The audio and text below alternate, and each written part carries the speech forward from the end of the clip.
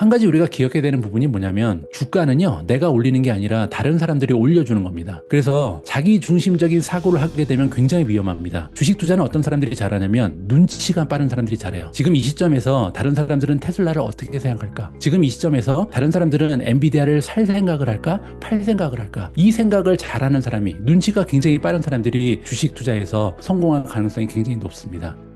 안녕하세요. 하와이 대저택입니다. 저의 기억으로는요, 2017년도 그때까지만 해도 재테크로 미국 주식을 하는 분들이 정말 드물었습니다. 거의 다 부동산 공부를 하시고, 그중에서도 특히 아파트에 대해 공부하는 그런 분위기였거든요. 그런데 지금은 정말 분위기가 사뭇 다르죠. 주식, 그중에서도 과거의 저와 같이 미국 주식을 하는 분들이 정말 많아졌고요. 그리고 아직은 투자하고 있지 않지만 미국 주식에 투자를 하기 위해 공부하고 계시는 분들도 정말 많으시고요. 그런데요, 이 모든 투자 자산들의 공통점이 하나 있습니다. 이익을 볼 수도 있고 손해를 볼 수도 있다. 바로 이건데요. 많은 개인 투자자분들이 시장 타이밍을 맞추려는 시도를 하고 또는 감정적인 매매를 반복하다가 실패를 이제 경험하시죠. 그리고 이제 미국 주식에서 소위 철수하는 경우가 많아요. 그래서 오늘은요, 미국 주식에 관심이 있으신 분들은 모두 다 아실 전문가를 모셨습니다. 미국 주식 투자의 정석, 이 책의 저자이시자 유튜브 채널 미국 주식으로 은퇴하기 미주은을 운영하고 계신 최철 작가님이 계신 영국 캠브리지로 연결해서 막연한 감으로 하는 재테크가 아닌 데이터를 기반으로 하는 미국 주식 투자법에 대해 자세한 이야기 나눠보도록 하겠습니다. 작가님 안녕하세요. 예, 예, 안녕하세요. 예, 저는 하와이 대저택만큼 큰 집에 살고 있지 못하고요.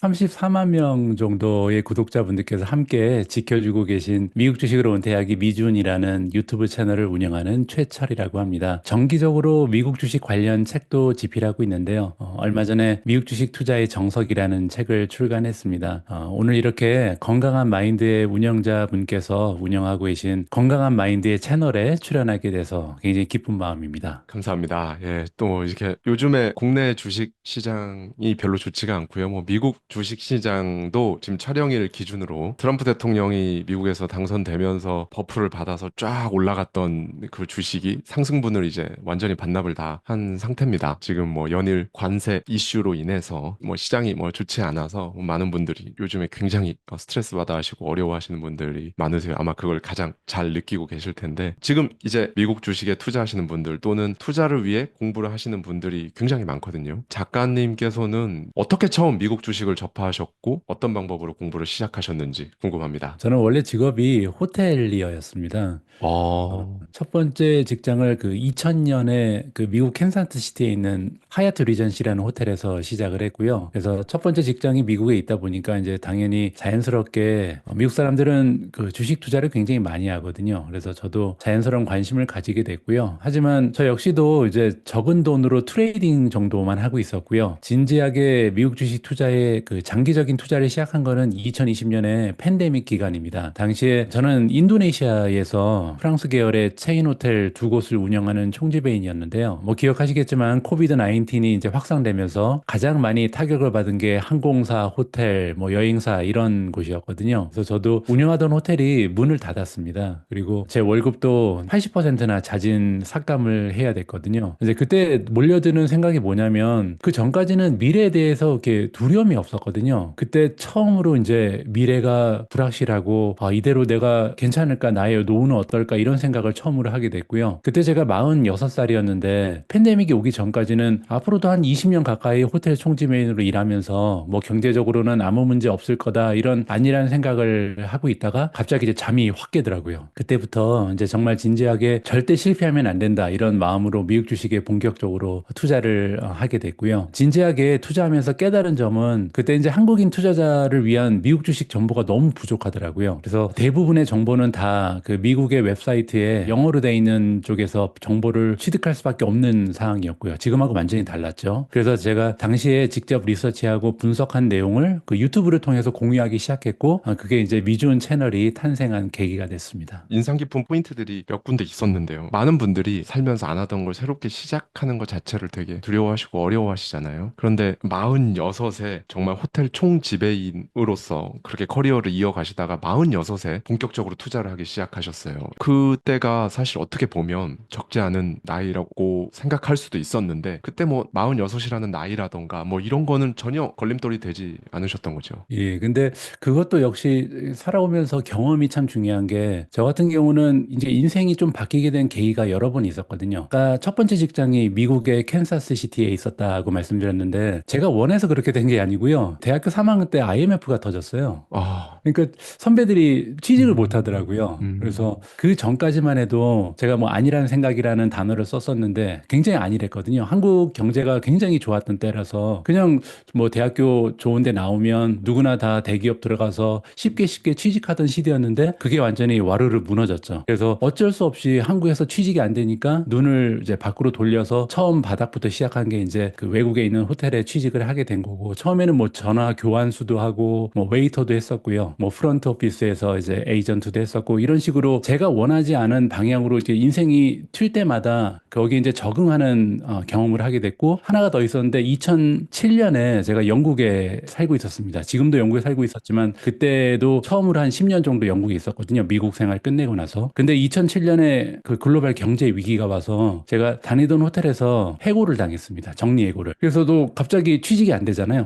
그 음. 호텔들이 다 사람을 정리하고 하니까. 그래서 어쩔 수 없이 다른 곳에 알아보다가 한국에 들어오게 됐고, 그때 이제 그 프랑스 계열의 호텔에 취직을 해서 결국은 총지배인까지 승진을 했는데, 이런 식으로 제가 두세 번 정도 이렇게 살아가면서 어려운 일이 있을 때 방향을 선회했을 때 항상 성공하다 보니까, 팬데믹 때도 그냥 있기보다는 그냥 넷플릭스 보면서 시간 보내는 것보다는 뭔가를 했으면 좋겠다. 그래서 유튜브 채널도 열고 했더니 운이 좋게 많은 분들께서 주식시장으로 뛰어들면서 성공을 할 수 있었습니다. 미국 주식 투자의 정석 책을 보면요. 작가님께서 주식 투자를 실패로 이끌어온 그럴듯한 투자 조언들을 초반에 이렇게 말씀을 해주세요. 굉장히 인상적인 내용들이 많은데요. 몇 가지만 꼽아서 설명을 해주시면 투자에 접근하려고 하시는 분들께 큰 도움이 될 것 같습니다. 책 제목은 이제 미국 주식 투자의 정석이지만, 사실 더 중요한 메시지는요, 우리가 정석이라고 믿고 있는 몇 가지 그 잘못된 생각들을 일단 깨야 된다라는 메시지를 먼저 전달해 드리고 있습니다. 뭐 예를 들어서 설명드리면, 우리가 흔히 이제 생각하는 것들, 주식을 사팔사팔 하면 안 된다, 아니면 뭐 떨어질 때마다 계속 매수해서 평단가를 낮춰야 된다, 주식 투자하면서 포모 하면 안 된다, 그리고 뉴스는 이미 주가에 반영돼 있으니까 뉴스의 가치는 없다, 그리고 뭐 거시경제 상황에 흔들리면 안 된다, 그리고 장기 투자가 제대로 된 투자다, 그리고 뭐 신념하고 인내가 결국은 보상받는다, 그래서 엉덩이가 무거워야 성공한다, 뭐 이런 조언들이 음, 많이 있잖아요. 근데 제가 보기에는 이런 조언들이 그대로 따라가다가는 큰 낭패를 볼 수 있는 게 굉장히 많거든요. 그래서 오늘은 이렇게 이 많은 것들 중에 이제 대표적인 거 하나만 좀 설명을 드리도록 하겠습니다. 네, 좋습니다. 예, 먼저 떨어질 때마다 평단가를 낮춰라. 이런 말을 많이 들어보셨을 거예요. 그죠? 근데 제가 보기에는 이 조언이 가장 위험하고 엉터리 투자 조언 중에 하나다라고 생각을 하는데요. 그 이유를 좀 설명드리면, 그 우리 인간들은 굉장히 그 때때로 자기 중심적이고요. 세상의 모든 게 자기 중심으로 돌아간다는 그 착각을 하기가 굉장히 쉽습니다. 그래서 주식의 수익률을 계산하는 방법도 마찬가지인데, 흔히 사람들이 뭐라 그러냐면요, 내가 주식을 매도하기 전까지는 손실이 아니다, 이렇게 말하는 사람들이 많이 있어요. 이게 근데 그냥 얼핏붙기에는 뭐 말이 되는 것 같은데, 사실은 굉장히 이론적으로 말이 안 되는 말이거든요. 왜냐하면 주식시장은 엄연히 시작과 끝이 있습니다. 매일 아침 9시 반에 열고요, 그 다음에 오후 4시에 문을 닫거든요. 근데 그 얘기는 뭐냐면, 우리 수익률은 매일 아침 9시 반에 0으로 리셋이 되고요, 오후 4시에 뉴욕 증시가 문을 닫을 때 결정이 되는 거예요, 수익률이. 그래서 가지고 있는 주식을 팔지 않는다고 해도 이미 그날에 대한 투자 결과는 확정이 되는 거고요. 다음날 만약에 우리가 주식을 똑같은 종목을 그대로 들고 있다면 0에서 새로 베팅을 하는 거죠. 똑같은 종목으로 다시 다음날에도 베팅을 할 뿐이지, 그게 연결성이 없다는 걸 우리가 좀 생각을 할 필요가 있어요. 그래서 이게 정말 많은 사람들이 이 자기가 주식을 이제 투자하면서 수익률을 봅니다. 앱을 열면은 종목별로 이제 수익률이 딱 나타나잖아요. 어떤 식으로 투자를 많이 하냐면, 마이너스로 떨어져 있는 주식을 추가 매수하면 이게 올라갈 확률이 높다라고 생각하는 사람들이 굉장히 많아요. 근데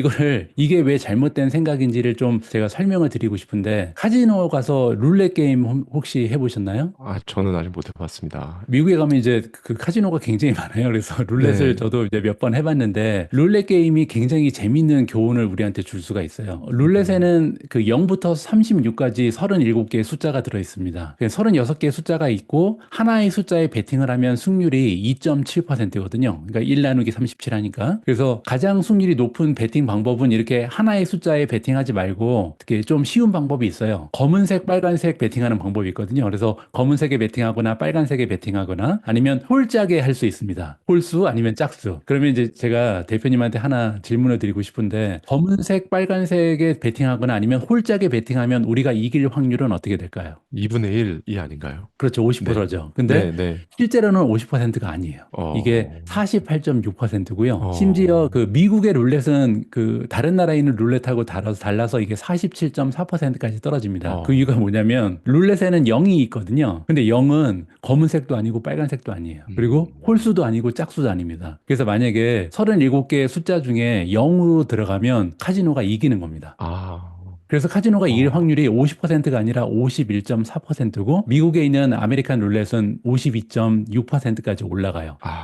그렇군요. 근데 이게 51.4%가 별거 아닌 것 같은데 우리가 얼마나 많은 사람들이 이그 룰렛에 투자를 하나, 그러니까 베팅을 하는 거죠. 이걸 생각해 보면 몇 분에 한 번씩 계속 게임이 반복되잖아요. 이렇게 사소한 승률의 차이가 결국은 카지노한테 엄청난 부를 만들어 줍니다. 그래서 여기서 우리가 얻어야 될 교훈이 뭐냐면 확률이 조금이라도 높으면 장기적으로 봤을 때 그리고 계속 이렇게 매일매일 증시가 오픈하고 클로즈하고 오픈하고 클로즈하기 때문에 우리 역시도 수없이 많은 베팅을 반복하는 거거든요. 그래서 결국은 50%가 넘는 확률로 오랜 시간 동안 투자 결정을 반복하다 보면 우리도 이제 카지노처럼 엄청난 부를 일굴 수가 있는 거죠. 그래서 이런 생각을 하면서 투자를 하는 게 가장 중요합니다. 결국 주식 투자는 미래를 보면서 베팅을 하는 거기 때문에 확실한 게 하나도 없거든요. 그래서 확실한 게 없다면 어떻게 하든지 내가 베팅하는 확률이 50%를 넘어갈 수 있을까? 이걸 생각하면서 베팅을 해야 됩니다. 자, 그런데 여기서 한 가지 또 질문을 드릴게요. 그 룰렛 게임 하면서 37번 연속으로 베팅을 해요. 아까 이제 네. 숫자가 1부터 36까지 37개가 있다 그랬잖아요. 네. 그러면 37번을 우리가 연속적으로 베팅하면 승률은 몇 퍼센트일까요? 예를 들어서 36번을 던졌는데 계속 꽝이 나왔어요. 그래서 36번을 꽝을 하고 37번째 다시 베팅을 하면 우리가 네. 이길 확률은 몇 퍼센트일까요? 100%일까요? 아니면 2.7%일까요? 2.7%겠죠. 2.7%겠죠. 네. 왜냐면 네. 앞에 36번 베팅한 네. 거는 그냥 끝난 거잖아요. 네. 어적으로. 없는 거니까. 예. 그렇죠. 새롭게 시작하는 거죠.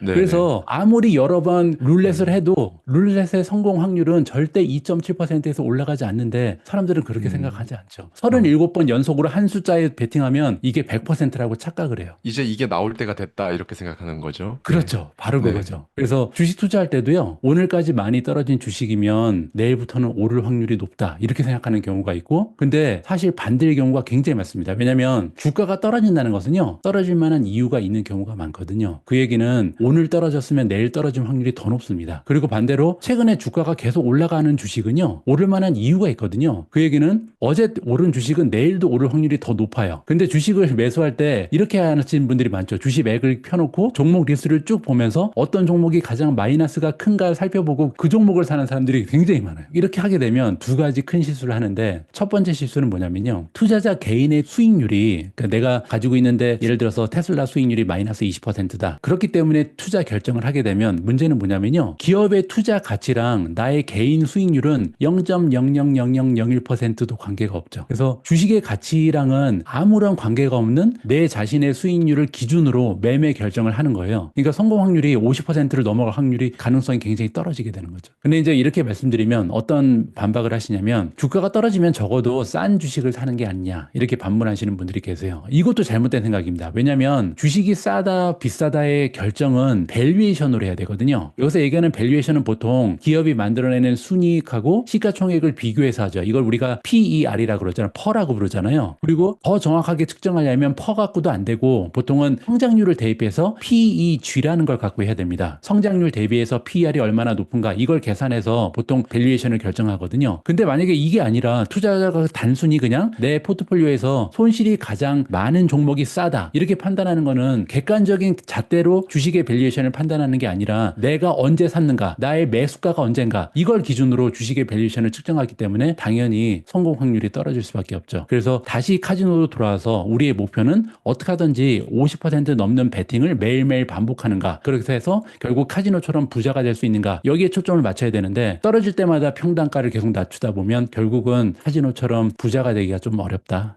이런 말씀 드리고 싶습니다. 너무 좋은 말씀 해주셨고요. 여기서 여러분 엉뚱한 단어에 꽂히시면 안 되는 게 카지노에 꽂히시면 안 됩니다. 네. 작가님이 지금 카지노를 언급해 드린 건 미국에는 그런 말이 있잖아요. House always win 이거 있잖아요. 항상 이기는 건 하우스다 무조건. 그 말은 개인 투자자라고 해서 그냥 주먹구구식으로 할 게 아니고 하우스가 돈 벌듯이 개인도 돈을 벌 수가 있다. 항상 50% 이상 51%라도 이기는 싸움이잖아요. 그런 확률 위에 서서 계속 이기는 투자를 해 나아가야 된다라는 말씀을 카지노에 비유해서 이제 해 주셨습니다. 책에 보면요. 성공적인 투자의 시작과 끝은 결국 포트폴리오에 달려 있다라고 강조를 해 주셨어요. 많은 분들이 미국 주식 투자를 하셔도 종목에 투자를 하시는 분이 있고요. ETF나 이렇게 상장지수 펀드에 투자하시는 분들도 있고 좀 더 공격적으로 선물이나 옵션을 또 하시는 분들도 계시고 각양각색입니다. 이 미국 주식 시장에서 안정적이면서도 수익을 극대화할 수 있는 포트폴리오 전략은 어떤 방식으로 구성하는 게 좋을지 말씀을 해주시면 좋을 것 같습니다. 포트폴리오 관련해서는 이제 크게 두 가지 부분에서 메시지를 전달해 드리고 싶습니다. 첫 번째로 한두 종목에 집중 투자하지 말고 여러 종목으로 좀 분산 투자를 해서 그것 때문에 이제 포트폴리오를 만드는 거거든요. 이제 이런 말씀을 드리면은 항상 이제 나오는 반박이 하나 있습니다. 한두 종목에 집중 투자해야 투자 수익률이 훨씬 더 높다. 이렇게 말씀하시는 분들이 많이 있거든요. 물론 맞는 말이죠. 왜냐하면 만약에 우리가 2023년, 2024년 엔비디아에 몰빵을 했으면 엄청나게 성공을 했겠죠. 근데 반대로 테슬라에 몰빵했으면 남들이 모두 뭐 100%, 뭐 150% 이렇게 수익률 올릴 때 혼자 마이너스일 가능성도 있잖아요. 네. 그래서 이 아까 말씀드린 것처럼 확률을 높여야 되는데 한두 종목에 베팅하는 것은 확률상으로 내가 질 확률이 높기 때문에 권장드리지 않는다는 말씀을 드리고 싶고요. 또 하나 중요한 포인트가 있는데요. 분산 투자는 사실 수익률의 극대화를 하기 위해서 하는 게 아닙니다. 주식 투자에서 이제 리스크라는 말이 많이 나오잖아요. 리스크, 위험 이런 얘기가 나오는데 주식 투자에서 말하는 리스크, 위험은 우리가 일상생활에서 생각하는 리스크랑은 달라요. 그래서 많은 사람들이 어떻게 생각하냐면 우리가 보통 비트코인의 리스크 이렇게 얘기하면 비트코인 좋아하시는 분들 뭐라고 말씀하시냐면 비트코인이 왜 위험해요? 이렇게 말씀하시는 분들이 많거든요. 왜냐하면 역사적으로 비트코인이 제일 많이 올랐잖아요. 그러니까 네. 이렇게 많이 올랐는데 무슨 리스크가 높냐 이렇게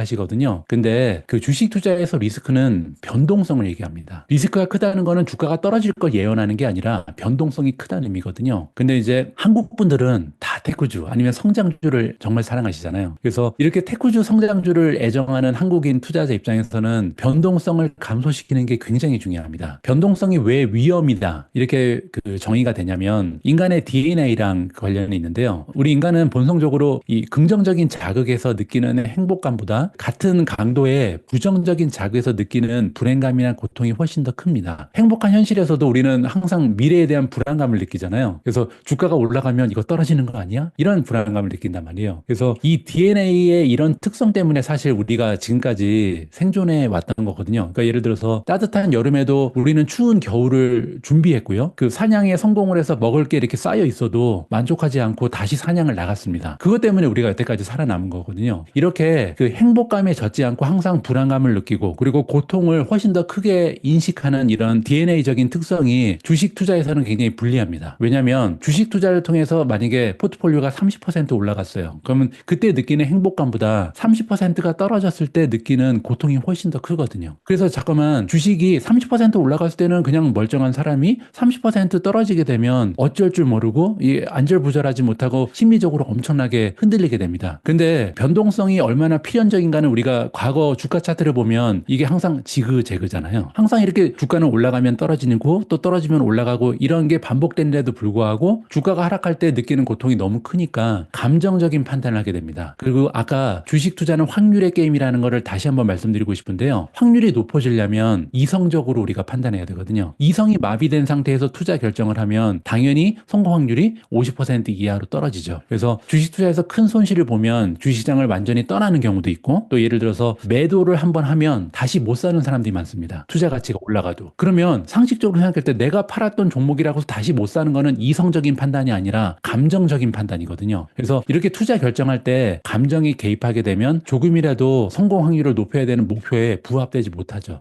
그래서 변동성을 조금이라도 줄이기 위해서는 그러니까 가지고 있는 포트폴리오에서 20종목을 가지고 있으면 어떤 날은 10종목 이상 떨어질 때도 있어요. 근데 반드시 올라가는 종목이 있기 마련이거든요. 그래서 제가 드리고 싶은 메시지는 최소 10종목에서 20종목 정도로 포트폴리오를 구성해서 분산 투자를 해야 되고 분산 투자를 해야 되는 이유는 이렇게 해야 투자 수익률이 올라가는 게 아니라 이렇게 해야 실패할 확률이 떨어집니다. 떨어진다. 변동성에 이길 수 있다라는 말씀을 좀 드리고 싶습니다. 그리고 포트폴리오 관련해서 이제 그 한 가지 메시지가 더 있는데요. 그러면 이제 제가 말씀드린 것처럼 변동성을 좀 줄이기 위해서 심리적으로 안정을 찾고 우리가 감정적인 판단보다는 이성적인 판단을 하기 위해서 포트폴리오를 구성했어요. 저 같은 경우는 한 22종목, 23종목을 항상 갖고 있는데 그러면 이 포트폴리오를 어떻게 운영하는가 이것도 굉장히 좀 중요한 부분이잖아요. 왜냐하면 아무리 많은 종목을 가지고 있어도 일부는 올라가고 일부는 늘 하락하기 마련입니다. 여기서 대표님한테 질문 하나 드리고 싶은데 포트폴리오에 10종목이 있어요. 근데 이제 10종목 중에 몇 종목은 계속 올라가는데 몇 종목은 계속 떨어집니다. 그러면 여기서 내가 월급을 받아서 투입할 현금이 없다. 사람들에 따라서 이제 현금을 다 쓰신 분들도 있고 아니면 은퇴하신 분들도 있잖아요. 그러면 이제 어떤 종목을 팔아서 다른 종목을 사야 되는데 보통 사람들이 어떤 종목을 팔아서 어떤 종목을 매수할까요? 이제 많은 분들은 떨어진 걸 팔고 오르는 걸 사겠죠. 그렇게 하면 좋죠. 근데 대부분 반대로 하잖아요.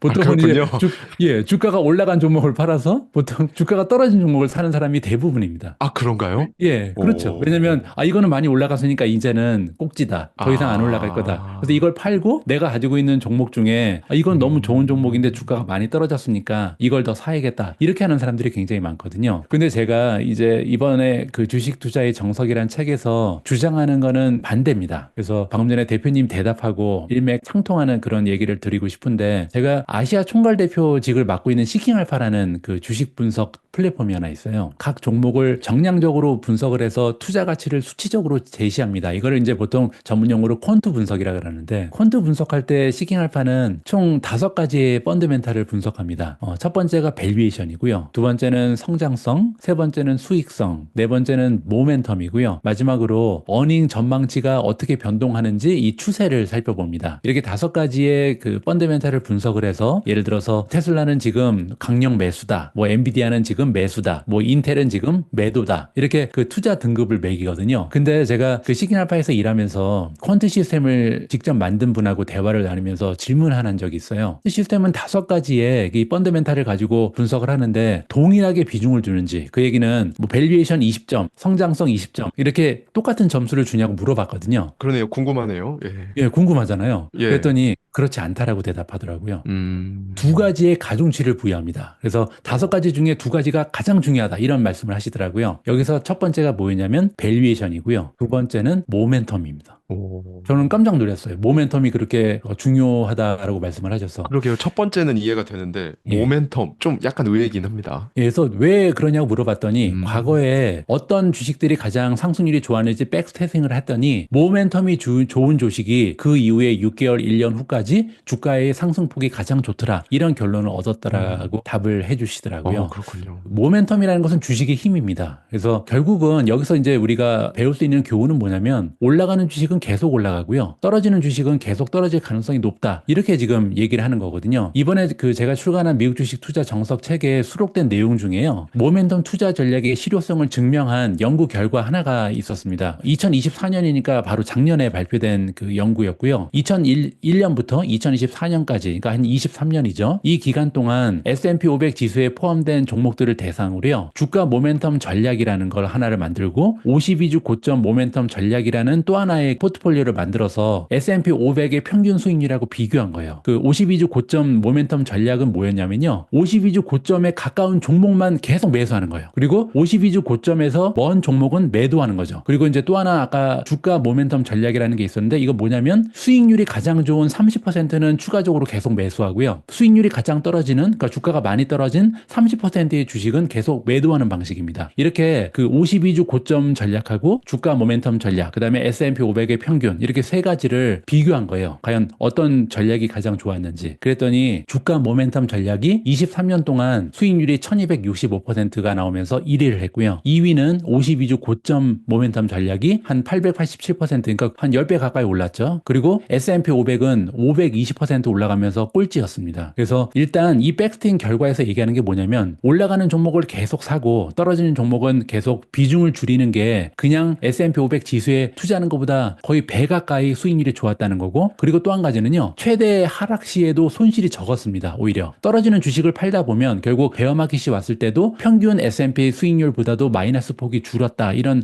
결과가 발표가 됐거든요. 그래서 아까 제가 말씀드린 것처럼 한국 분들은 특히 성장주 그리고 테크주를 많이 투자하시기 때문에 이렇게 주가의 추세가 떨어지는 종목을 팔아서 오히려 주가가 올라가는 추세가 좋은 종목을 사야 됩니다. 그런데 이제 보통 아까 제가 말씀드린 것처럼 많은 분들이 거꾸로 하시죠. 기업의 가치에 비해서 이제 주가가 떨어지면 이거를 계속 사잖아요. 근데 왜 이런 현상이 발견되냐면 워렌 버핏 때문이에요.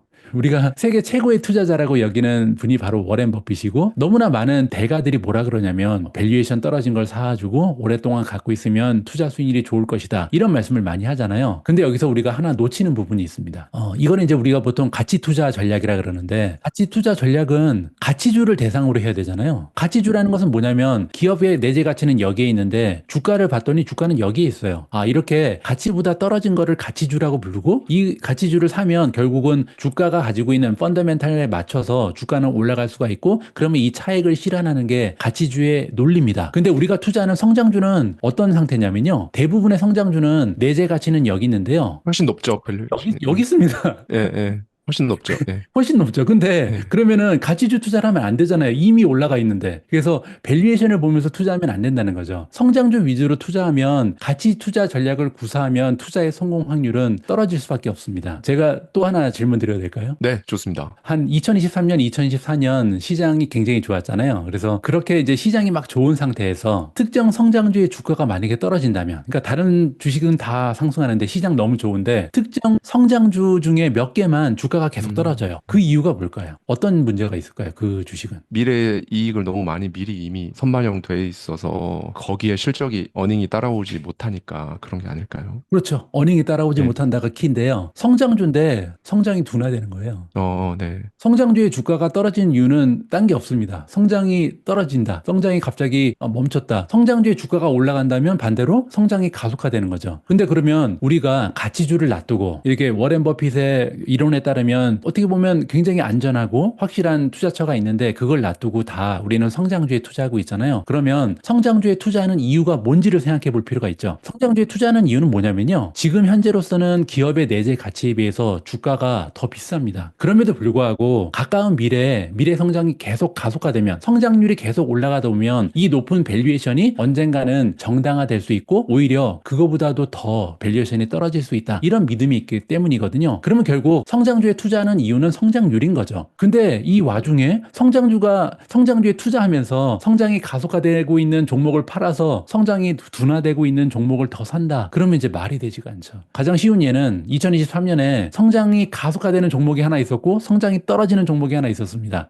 엔비디아랑 테슬라네요. 그렇죠. 엔비디아가 가장 성장률이 좋았죠. 그리고 네. 성장이 가장 떨어지는 종목이 인텔이었습니다. 인텔. 근데 여기서 인텔을 사기 위해서 엔비디아를 파는 사람들이 있단 말이에요. 그렇게 되면 다 실패했죠. 그래서 결론적으로 제가 여기서 드리고 싶은 얘기는, 포트폴리오를 구성해 놓고요, 주가의 흐름을 보는 거예요. 포트폴리오에 넣은 종목이 가치주가 아니고 성장주라는 가정을 하게 되면 굉장히 쉽습니다. 포트폴리오 관리하는 방법은 떨어지는 종목을 팔아서 올라가는 종목을 사면 돼요. 왜냐하면 성장이 가속화되고 있는 종목에 더 비중을 늘려야 되겠다. 그러니까 성장이 가속화되지 못하면 주가가 떨어지거든요. 그래서 떨어진 종목에 미련을 갖지 말고 계속해서 이 종목에 대한 비중을 줄여서 그 자금을 가지고 계속해서 주가가 올라간다는 얘기는 성장이 좋아지고 있으니까, 이게 엔비디아가 됐건 팔란티어가 됐건 앱러빈이 됐건 그만한 이유가 있는 거거든요. 이 종목들의 투자 자금을 몰아주다 보면 결국은 굉장히 좋은 주가의 수익을 낼 수 있다는 게 저의 생각입니다. 미국 주식 투자의 정석 책을 보면서 너무 인상 깊었던 부분이 있습니다. 주식은 절대평가가 아니라 상대평가다. 지금까지 말씀해 주신 부분도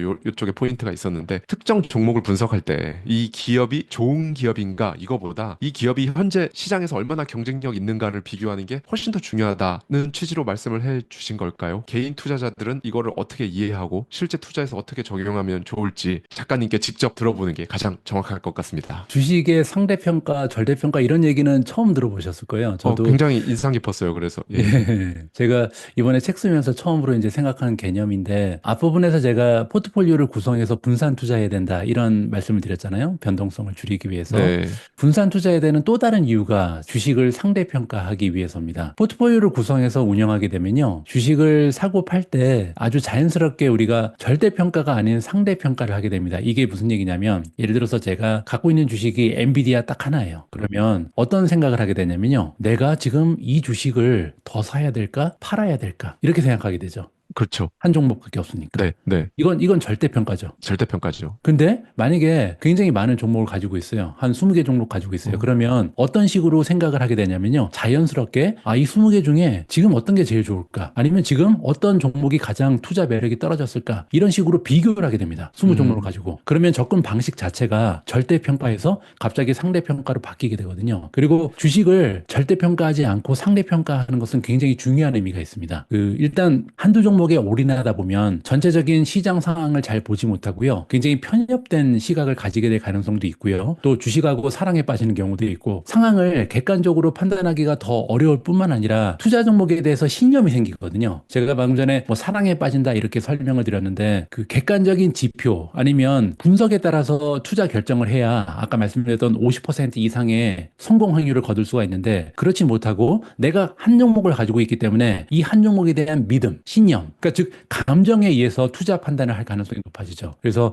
아까 제가 말씀드린 것처럼 감정이 개입하게 되면 50% 이하로 떨어집니다. 승률이. 그게 가장 좀 위험한 거거든요. 기업의 펀더멘탈 그리고 기업의 그 주식이 가지고 있는 모멘텀에 집중을 해야 우리가 50% 이상으로 승률을 끌어올릴 수가 있는데 투자자 본인의 감정에 의해서 투자 결정을 하게 되면 결국은 확률의 게임인 주식 투자에서 패배할 가능성이 높아진다. 이런 말씀을 좀 드리고 싶고요. 반면에 이제 우리가 여러 종목의 분산 투자를 하게 되면 객관적으로 우리가 투자자들의 센티먼트, 그러니까 각 종목의 움직임을 보면 지금 이 종목에 대해서 다른 사람들은 어떻게 생각하고 있는지, 그리고 추세가 이 종목은 좋고 이 종목은 약화됐고 이거를 다 볼 수가 있잖아요. 그래서 우리가 비중을 어떤 종목의 비중을 늘려야 될지, 그리고 어떤 종목의 비중을 줄여야 될지 굉장히 객관적으로 분석해서 투자 결정을 하게 되는 경우가 굉장히 많아집니다. 그리고 또 한 가지나 방금 전에 제가 투자자들의 그 센티먼트라는 말씀을 드렸는데 이게 굉장히 중요한 의미가 있어요. 많은 사람들이 자기 생각을 중심으로 투자 결정을 합니다. 내가 볼 때는 엔비디아는 이렇게 될 거야. 내가 볼 때는 지금 테슬라는 이러이러해. 이게 자기 생각을 굉장히 중시 여기는데요. 한 가지 우리가 기억해야 되는 부분이 뭐냐면 주가는요. 내가 올리는 게 아니라 다른 사람들이 올려주는 겁니다. 그게 무슨 얘기냐면 내가 투자하고 있는 종목에 대해서 많은 사람들이 좋게 생각하면 주가가 올라가는 거고요. 내가 투자하고 있는 종목에 대해서 많은 사람들이 부정적인 생각을 가지고 있으면 주가는 떨어지는 거예요. 그래서 자기 중심적인 사고를 하게 되면 굉장히 위험합니다. 주식 투자는 어떤 사람들이 잘하냐면 눈치가 빠른 사람들이 잘해요. 지금 이 시점에서 다른 사람들은 테슬라를 어떻게 생각할까? 지금 이 시점에서 다른 사람들은 엔비디아를 살 생각을 할까? 팔 생각을 할까? 이 생각을 잘하는 사람이 눈치가 굉장히 빠른 사람들이 주식 투자에서 성공할 가능성이 굉장히 높습니다. 잠깐 분위기를 좀 전환하는 의미에서 재밌는 얘기를 좀 드리고 싶은데 네, 좋습니다. 우리 삶에서 상대평가하면 절대 안 되는 게 하나 있어요. 혹시 뭔지 아실까요? 결혼 아닌가요? 어떻게 하셨죠?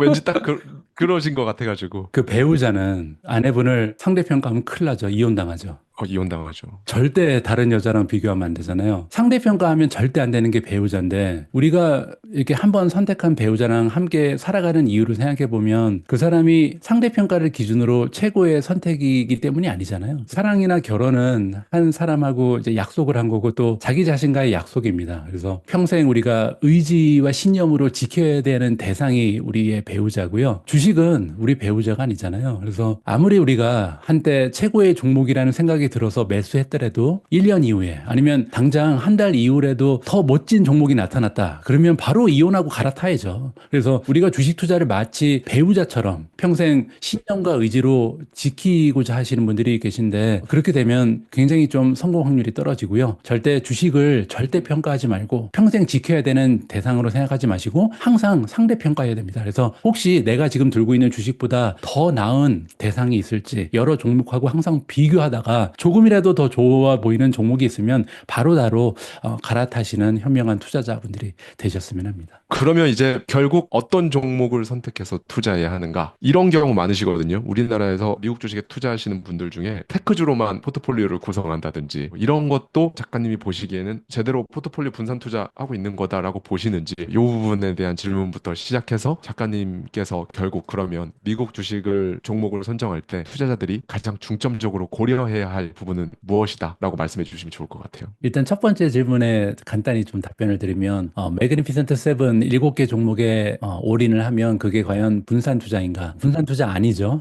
왜냐하면 분산 투자라는 것은 원래 변동성을 줄이기 위한 거라고 말씀드렸잖아요. 변동성을 줄이기 위해서는 한 종목이 올라갈 때 한 종목은 떨어져야 됩니다. 그리고 다른 종목이 떨어지면 또 올라가는 종목이 있어야 되고 그래서 보통은 제대로 된 분산 투자라는 것은 미국의 S&P 500에 보면 11개의 섹터가 있어요. 그리고 이제 11개의 섹터를 성격적으로 바꿔보면 가치주라고 보통 불리는 이제 경기 방어주가 있고요. 경기 순환주가 있고 테크주가 있고 이렇게 여러 가지가 있잖아요. 그래서 이거를 적절히 섞어서 만드는 게 진정한 의미의 분산 투자고 또 조금 더 나아가서 분산 투자를 제대로 하려면 한국 주식도 한 20% 갖고 있고 중국 주식도 한 20% 갖고 있고 미국 주식도 한 20% 갖고 있고 이렇게 하는 게 진정한 의미의 분산 투자죠. 그리고 또 나아가서 자산도 분산 투자를 해야 되죠. 그래서 채권도 한 50% 갖고 있고 금도 주식도 가지고 있고, 그렇죠. 금도 갖고 있고 예. 이게 이제 분산 투자잖아요. 그러면 저 같은 경우는 다 미국 테크주입니다. 그럼 분산 투자 안 하는 거잖아요. 그러면 왜 그렇게 해도 되는지를 먼저 말씀드리고 싶은데 왜 그렇게 해도 되냐면요. 위험을 감당할 의지가 있다면 그렇게 돼도 돼요. 그러니까 아까 제가 주식 투자에서 리스크는 변동성이라 그랬잖아요. 테크주에 몰빵하면 수익률이 떨어지는 게 아닙니다. 이게 무슨 얘기냐면 결정적인 증거가 있는데 스파이랑 QQQ라는 ETF 아시죠? 스파이는요. 미국의 11개 섹터에 골고루 투자하는 분산 투자입니다. 왜냐하면 S&P 500은 미국에서 가장 시가총액 기준으로 우량 주식 500개를 모아놓은 거거든요. 그러니까 일단 500개 기업이 들어가 있다는 점도 굉장히 많은 분산 투자를 하는 거고 그리고 11개 섹터에 골고루 분산 투자하고 있기 때문에 훨씬 더 많은 분산 투자를 하는 겁니다. 그리고 이제 방금 전에 또 하나 말씀드렸던 QQQ가 있는데 QQQ는 나스닥 100에 분산 투자하는 거예요. 나스닥 100은 뭐냐면요. 우리가 이제 나스닥 지수라고 부르는 지수가 있는데 여기에는 수많은 기업들이 들어가 있습니다. 근데 이 수많은 기업들 중에 시가총액으로 가장 커다란 100개 기업을 모아놓은 거고요. 근데 이제 100개 기업에 예외가 하나 있어요. 금융주는 다 뺍니다. 그 이유는 뭐냐면 QQQ는 우리가 테크주 위주로 가자 이렇게 결정을 한 거죠. 자, 그러면 이 두 가지의 QQQ랑 스파이를 보면 일단 스파이가 훨씬 더 분산 투자도 많이 했죠. 500개를 담았으니까 여기는 100개밖에 없는데 그리고 섹터도 여기는 테크주 위주입니다. 여기는 11개 섹터가 다 들어가 있고 그러면 아까 얘기했던 위험성 즉 리스크는 SPY가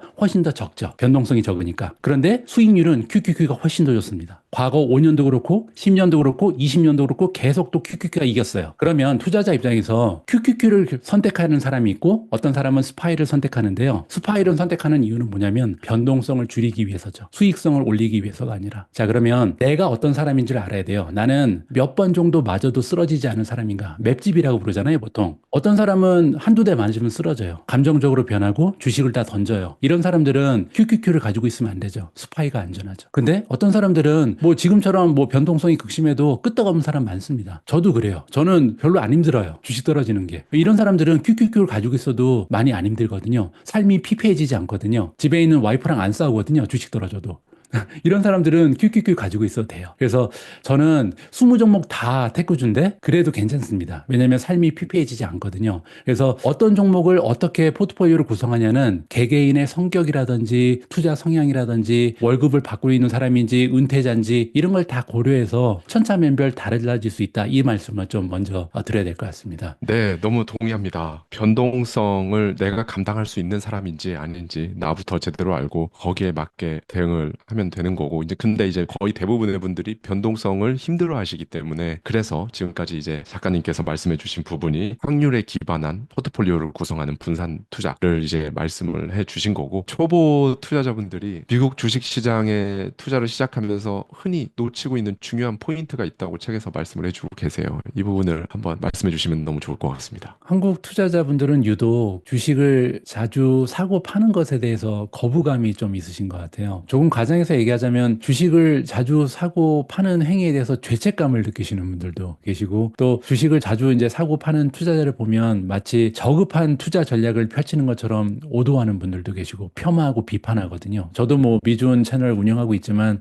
제가 이 주식을 좀 정리했다, 이 주식은 비중을 줄였다, 뭐 이런 얘기를 할 때마다 꼭 이제 악플이 달리거든요. 그리고 그럴 것이 이제 아까 제가 말씀드린 것처럼 워렌 버핏이라든지 벤자민 그레이엄 같은 이제 유명한 대가들이 모두 장기 투자를 주장해 왔고, 그런 성공한 사람들의 예를 들어서 이제 논리가 펼쳐졌기 때문에 굉장히 좀 확신이 많으신 것 같습니다. 주식은 절대 팔면 안 된다는 생각이 이제 투자자들의 머리에 박혀 있는 경우가 있는데, 우리가 한 가지 놓치고 있는 부분이 있는데, 투자의 대가들이 하는 많은 조언들 중에 상당 부분이요, 사실은 개별 종목보다는 시장 지수를 대상으로 하는 경우가 굉장히 많습니다. 예를 들어서 시장을 예측하지 말라라는 조언이 있잖아요. 저 역시도 100% 공감하는 부분입니다. 실제로 시장 지수의 움직임을 정확하게 예측하는 것은 불가능하거든요. 그래서 만약에 아까 우리가 예시를 들었던 스파이에 투자한다든지 QQQ에 투자하면요, 장기적으로 계속 적립식으로 투자하는 게 바람직할 수도 있습니다. 그런데 반면에 개별 종목에 투자하는 사람이라면 적립식으로 투자하다가는 제가 볼 때 패가 망신할 수도 있거든요. 이게 무슨 얘기냐면, 아까 대표님이 말씀하신 것처럼 과거 100년의 역사를 보면 미국 증시는 장기적으로 계속 우상향했습니다. 근데 모든 개별 종목들이 장기적으로 우상향하는 것은 아니거든요. 그렇죠. 없어진 기업들도 많으니까요. 예. 많죠. 예. 그리고 아직까지도 10년 전 주가를 회복하지 못한 종목 굉장히 많아요. 찾아보면. 그 정점을 아직까지도 회복하지 못한 종목이 너무 많거든요. 그래서 기업들도 사람의 일생처럼 성장기가 있고 정점이 있고 성숙기 있고 정체기, 뭐 또 내리막길도 있습니다. 미국 증시는 다르죠. 미국 증시는 계속해서 우상향하는데 기업들은 그렇지 않다는 걸 기억해야 돼요. 우리처럼 태어나고 성장하고 정점 찍고 이렇게 늙어간단 말이에요, 기업들이. 그래서 이 사이클이 있다는 걸 반드시 기억을 해야 됩니다. 그래서 개별 종목을 투자하시는 분들, 특히 아까 좀 말씀드린 것처럼 한국 분들은 성장주에 투자를 하기 때문에 자주 리밸런싱을 해줘야 됩니다. 그 얘기는 계속 자라나고 있는 기업의 투자 비중은 늘리고, 왜냐하면 이 기업들은 성장기에 있다는 것을 계속 확인시켜 주는 거거든요. 성장률이 계속해서 가속화되고 주가가 올라간다는 얘기는 나는 지금 청소년이야, 이렇게 얘기하는 거예요, 우리한테. 그러니까 이 주식은 계속 사야 되는 거고요. 계획대로 만약에 자라나지 못하는 기업이 있다면, 문의는 테크주지만 지금 늙어가고 있는 기업입니다. 인텔이 대표적인 예죠. 그래서 이런 주식의 기업은 계속해서 주식 비중을 줄이거나 심지어는 이제 포트에서 제외해야 우리가 수익률을 높일 수가 있는 거죠. 이렇게 개별 종목을 수시로 계속 사고 팔면서 이 역사적으로 10% 이상 꾸준한 평균 수익률을 올리고 있는 예가 있습니다. 주식을 사고 팔면 안 된다 이런 조언이 있는데, 실제로 3개월에 한 번씩 주식을 계속 사고 팔고 있는 투자자가 하나 있어요. 그리고 연평균 수익률이 10%가 계속 넘어요. 이게 누군지 아실까요? 지금도 혹시 현역으로 계신 분인가요? 네, 현역에 계신 분입니다. 톰리 아닌가요, 혹시? 이게 조금 어려운 질문이었는데요. 왜냐면 아니군요.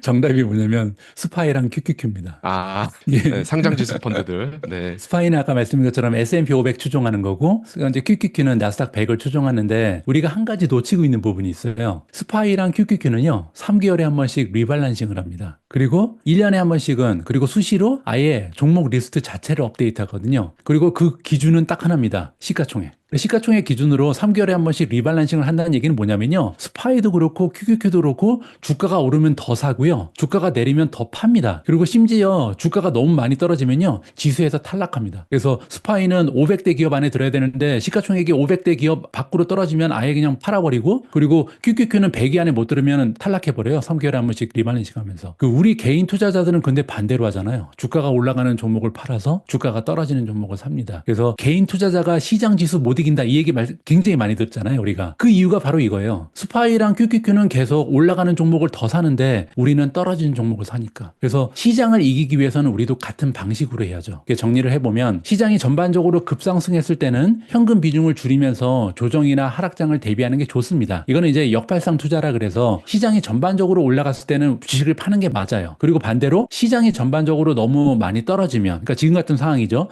조정이 찾아왔을 때는 보유하고 있는 현금을 활용해서 주식의 개수를 늘리는 게 맞습니다. 그래서 워렌 버핏이 얘기한 게 맞아요. 다른 이들이 탐욕을 부릴 때 두려워하고 다른 이들이 두려워할 때 탐욕을 부려라, 이런 얘기를 했잖아요. 근데 이 얘기는 언제 따라가야 되냐면, 시장을 보면서. 시장이 너무 막 달려서 막 버블이 일어나면 그땐 팔아야 되는 거고, 지금처럼, 지금 2025년 3월인데 이렇게 3월 달처럼 주식이 너무 떨어지면 이때는 사야 된다는 얘기예요. 워렌 버핏 얘기처럼. 근데 개별 종목은 그렇게 하면 큰일 나죠. 그래서 스파이나 QQQ 하는 것처럼 실적이 계속 좋아지면서 주가가 상승하는 종목은 투자 투자 비중을 늘리고요. 실적 저하로 주가가 계속 떨어지는 종목은 비중을 줄여야 두 가지의 혜택을 입을 수 있습니다. 하나는 투자 리스크를 최소화할 수 있어요. 그래서 인텔처럼 끊임없이 주가가 떨어지는 종목을 버릴 가능성이 있고, 그리고 팔란티어나 엔비디아처럼 끊임없이 주가가 올라가는 종목을 계속해서 더 많이 보유하고 있을 가능성이 높아지죠. 이렇게 투자해야 된다고 말씀드리고 싶습니다. 우리나라 투자자분들은 특징이 하나 더 있습니다. 차트를 의외로 잘 볼 줄 모르는 분들이 굉장히 많으세요. 그래서 미국 주식 하시는 분들 중에 요즘 뭐가 좋아? 그러면은 엔비디아가 제일 좋다. 그러면 이제 엔비디아 사고 뭐 이제 이런 식으로 투자를 많이들 하세요. 작가님이 보시기에 이제 막 투자를 시작하시는 분들이나 혹은 투자를 한 지 의외로 꽤 됐음에도 불구하고 여전히 잘 모르시는 분들이 있을 텐데, 이런 분들께 반드시 체크해야 될 핵심 차트 지표나 차트의 흐름을 보면서 파악할 수 있는 어떤 특징 같은 것들이 있다면 가장 핵심적인 부분들만 짚어주시면 너무 좋을 것 같습니다. 일단 그 주가 차트에 대한 편견을 없애는 게 제가 볼 땐 첫걸음인 것 같아요. 한국 투자자분들 중에는 차트나 기술적 분석하는 사람들을 폄하하는 경우가 굉장히 많습니다. 부정적인 인식을 가지고. 그리고 이제 차트는 잘 맞지도 않는다, 볼 필요 없다, 이런 의견을 가신 분들이 계신데 맞는 말이죠. 왜냐하면 잘 맞지 않습니다. 10번에서 잘해야 한 6번, 7번 정도 맞을까요? 그죠? 근데 여기서 미국 그 월가에서 일하고 있는 애널리스트 숫자가 지금 9천 명 정도가 되는데, 팁 랭크라는 웹사이트에 들어가면 이 애널리스트의 순위를 보여줘요. 거기서 그 9천 명이나 되는 애널리스트 중에 1등부터 10등의 리스트를 쭉 보면 한 가지 깜짝 놀랄 만한 그 일이 있는데, 석세스 레이시라고 승률이라는 게 있습니다. 이분들이 주식을 추천하면 몇 퍼센트 맞아 떨어지는가. 미국 전체에서 가장 훌륭한 탑 10 애널리스트의 성공 확률을 보면 80%가 안 돼요. 그러니까 10개 추천하면 잘하면 7개 맞는 거죠. 그러면 그 얘기는 뭐냐면요, 50% 넘으면 잘하는 겁니다. 왜냐면 전 세계에서 가장 훌륭한 월가에서 최고의 애널리스트가 70%를 하면 탑 10이거든요. 그러니까 우리가 지금 목표로 해야 되는 거는 어떻게 하면 내가 50% 이상으로 베팅을 매일매일 반복할까? 주식시장이 매일 열리는데 내가 지금 가지고 있는 종목을 그대로 유지한다는 것은 다시 한번 베팅하는 거라고 말씀드렸잖아요. 그리고 50%가 넘는다는 확신이 있어야 계속 들고 있는 겁니다. 그래서 차트를 이용하는 이유는 우리가 100% 맞기 때문이 아니라요, 어떻게 하든지 50%를 넘기기 위해서는 이것저것 다 갖고 와서 하는 거예요. 펀더멘탈도 분석하고 경기도 봐야 되고 GDP도 봐야 되고 트럼프는 어떻게 움직이는지도 봐야 되고 유튜브도 봐야 되고 다 해야 되는데, 조금이라도 확률을 높이기 위해서는 차트도 봐야 된다는 얘기죠. 차트는 과거 주가의 움직임을 연결한 겁니다. 추세를 보면서 미래를 예측하자는 거잖아요. 과거의 추세를 보면서 예측하는 게 차트인데, 하나의 약점이 있죠. 잘 날아가던 공도 옆에서 툭 치면 방향이 바뀌어요. 그리고 수직 낙하하던 공도 아래에서 위로 툭 치면 위로 다시 올라가요. 그래서 추세는 원래 이런저런 이벤트로 바뀔 수 있거든요. 이거를 이제 주식 용어로 카탈리스트라고 부릅니다. 촉매제라고. 중요한 거는 카탈리스트가 등장하기 전까지는 추세는 계속됩니다. 이렇게 날아가던 공은 계속 이렇게 올라가요. 떨어지던 공은 계속 내려가고. 그래서 어느 정도 예측이 가능하고, 그렇기 때문에 확률이 50%는 넘는다고 생각하는 게 맞습니다. 다시 한번 말씀드리지만 주식 투자는 확률의 게임이고요. 활용 가능한 모든 방법을 동원해서 내가 이길 확률을 1%라도 높여야 되는 게 투자자들의 자세고, 그 방법 중에 하나가 차트 분석이지, 차트 분석을 전적으로 믿고 투자하자, 이런 그 말씀을 드리는 게 아니고요. 그런데 그 차트 분석 그러면 또 하나 이제 사람들이 꺼려지는 이유가 뭐냐면 굉장히 좀 어려워 보이거든요. 요즘에는 유튜브 때문에 그 차트 분석 그 해주시는 분들이 많아요. 저도 들어가서 가끔씩 보는데, 문제는 뭐냐면 굉장히 복잡한 그래프 가지고 설명하고 어려운 용어도 많이 쓰고, 그러니까 이분들이 나는 못하는 거야, 이거는 굉장히 특별한 사람들만 하는 거야, 그리고 그 지레 겁먹고 포기하시는 분들이 있거든요. 제가 보기에는 너무 한꺼번에 다 알려고 해서 그렇고요. 가장 처음에 중요한 건 이제 추세선이거든요. 주가가 아까 이렇게 오르락내리락 반복하는데 혼자 이렇게 거보면 굉장히 재밌어요. 왜냐면 이 추세선이 만들어지거든요, 실제로. 정말 주가가 선을 거보면 딱 여기 선 만나면 다시 오르고, 또 위에 있는 선에 만나면 또 떨어지고, 이렇게 재미있는 선을 혼자서 그려볼 수가 있습니다. 이렇게 하나하나 배우다 보면 상당히 재미있는 게 사실은 그 차트 분석이고요. 또 하나 그 덧붙여서 말씀드리고 싶은 부분은, 처음에는 이동평균선 좀 많이 활용하셨으면 좋겠어요. 제가 아까 주가가 오른 종목은 계속해서 사고, 그다음에 주가가 떨어지는 종목은 팔아라, 이런 말씀을 드렸는데, 이 얘기는 다시 얘기하면 추세가 좋은 종목은 더 사고 추세가 떨어지는 종목은 팔아라, 이 메시지거든요. 근데 여기서 많은 분들이 질문하셔요. 그러면 추세가 좋고 나쁜 거는 어떻게 판단하나요? 그래서 추세가 좋고 나쁜 거는 뭐 주가가 하루 이틀 떨어진다고 추세가 나빠지는 게 아니고, 주가가 한 일주일 올라간다고 추세가 좋아지는 게 아니거든요. 이거는 적어도 이제 이어질 수 있는 추세, 아까 공이 올라가면 계속 올라가고 공이 떨어지면 계속 떨어지는 이 추세를 발견하기 위해서는 기술적인 분석을 좀 해야 되고요. 많이 들어보셨을 거예요. 뭐 골든 크로스라든지 데스 크로스 이런 거 들어보셨을 텐데 굉장히 쉽습니다. 20일 이평선이 있고 60일 이평선이 있는데 보통 20일 이평선은 단기적인 추세를 보여주고 60일 이평선은 중기적인 추세를 보여준다. 근데 만약에 이 주식의 추세가 좋은 보통 단기선이 중기선보다 위에 있는 게 정상이거든요. 근데 어느 순간 이게 교차가 되면 당분간은 공이 떨어지는 중이구나 이렇게 생각하시면 되고요. 반대로 떨어지는 공이 갑자기 이제 올라가는 구간이 있는데 이거는 60일 이평선이 갑자기 위에 있다가 20일 이평선 안으로 떨어져요. 그러면 그 얘기는 이제는 공이 올라가는 중이구나 이런 식으로 판단할 수가 있거든요. 그렇게 되면 아까 20 종목을 가지고 있다고 가정하면 어떤 종목을 추가 매수해야 되나 이걸 결정할 때 골든 크로스가 나오는 종목을 더 사야 되는데 그러면 어떤 걸 팔아야 되냐면 데스 크로스가 나온 종목을 팔면 되겠죠. 이런 식으로 좀 쉬운 부분부터 우리가 적용을 하면 100% 맞진 않아도 50% 이상의 확률을 올리는 데는 도움이 된다 이렇게 말씀드리고 싶습니다. 작가님 책에서도 이 부분에 대해서 설명을 해주고 계신데 많은 투자자분들이 굉장히 유명한 종목 또는 단기적인 어떤 이슈에 막 집중해서 투자를 하시는 경향이 있거든요. 그런데 성공적인 투자를 하기 위해서는 기업의 본질적인 내재 가치 그리고 시장에서의 어느 포지션에 있는지를 정확히 분석하는 게 중요할 텐데요. 투자를 처음 하시는 분들 또는 하고 계신 분들에게 보다 효과적으로 좋은 기업 이걸 찾아낼 수 있는 현실적인 팁 작가님께서 말씀을 해주시면 이거야말로 정말 유용할 것 같습니다. 예. 전에 대표님 말씀하신 것처럼 정말 많은 분들이 이제 기업의 펀더멘탈을 직접 분석한다든지 이러기보다는 굉장히 단기적인 이슈에 집중을 하고요. 요즘에는 자극적인 그 유튜브 썸네일이 많기 때문에 뭐 10배 오를 종목 이런 거 하시는 분들이 많잖아요. 그래서 그런 말만 듣고 기업을 선택하는 경우가 굉장히 많습니다. 제가 가장 중요한 거 몇 개만 좀 정리를 해서 설명을 드리겠습니다. 우리는 성장주에 투자하잖아요.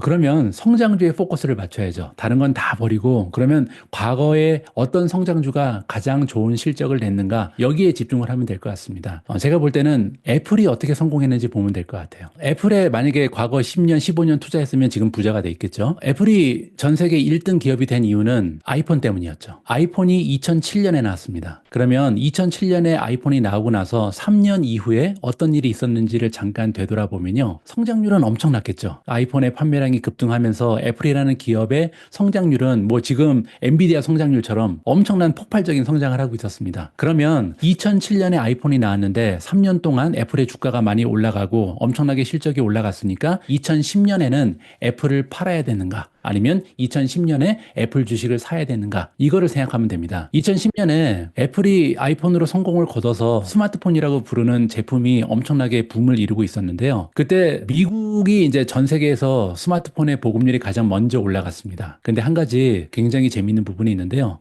우리가 보통 침투율이라고 부르는 게 있어요. 시장 침투율. 새로운 기술력이 얼마나 많이 보급이 되는가 이거를 결정하는 건데 스마트폰의 침투율이 미국에서 2010년에 25%가 되지 않았습니다. 전체 인구에서 스마트폰을 들고 있는 사람이 4분의 1도 안 되는 거죠. 이게 왜 중요하냐면요. 그리고 나서 애플 주가는 수배 더 올랐잖아요. 지금은 97%입니다. 보급률이. 그러니까 결국 우리가 찾아야 되는 건 뭐냐면요. 애플같이 성장률이 뛰어난 기업을 찾아야 되고 또 시장 점유율이 높은 기업을 찾아야 돼요. 그러니까 이 스마트폰이라는 새로운 시장이 시작됐는데 그러면 이 시장을 누가 1등을 하고 있는가? 그걸 우리가 시장 점유율이라고 부릅니다. 여기까지는 사람들이 알아요. 1등 기업을 찾아야 된다는 거는. 시장 점유율은 누구나 생각합니다. 근데 사람들이 놓치고 있는 부분이 뭐냐면 시장 점유율보다 더 중요한 게 시장 침투율이고요. 시장 침투율은 낮을수록 좋은 겁니다. 상방이 열려 있다는 거잖아요. 그렇죠. 그렇죠. 그렇죠. 예. 아까 테슬라 좋아하신다고 말씀하셨죠. 네. 그 이유가 바로 침투율이죠. 침투율이 아직 생각보다 너무 안 되기 때문에 그렇죠. 지금 2010년에 애플하고 똑같은 게 테슬라잖아요. 그래서 저도 포트폴리오에 테슬라가 들어있거든요.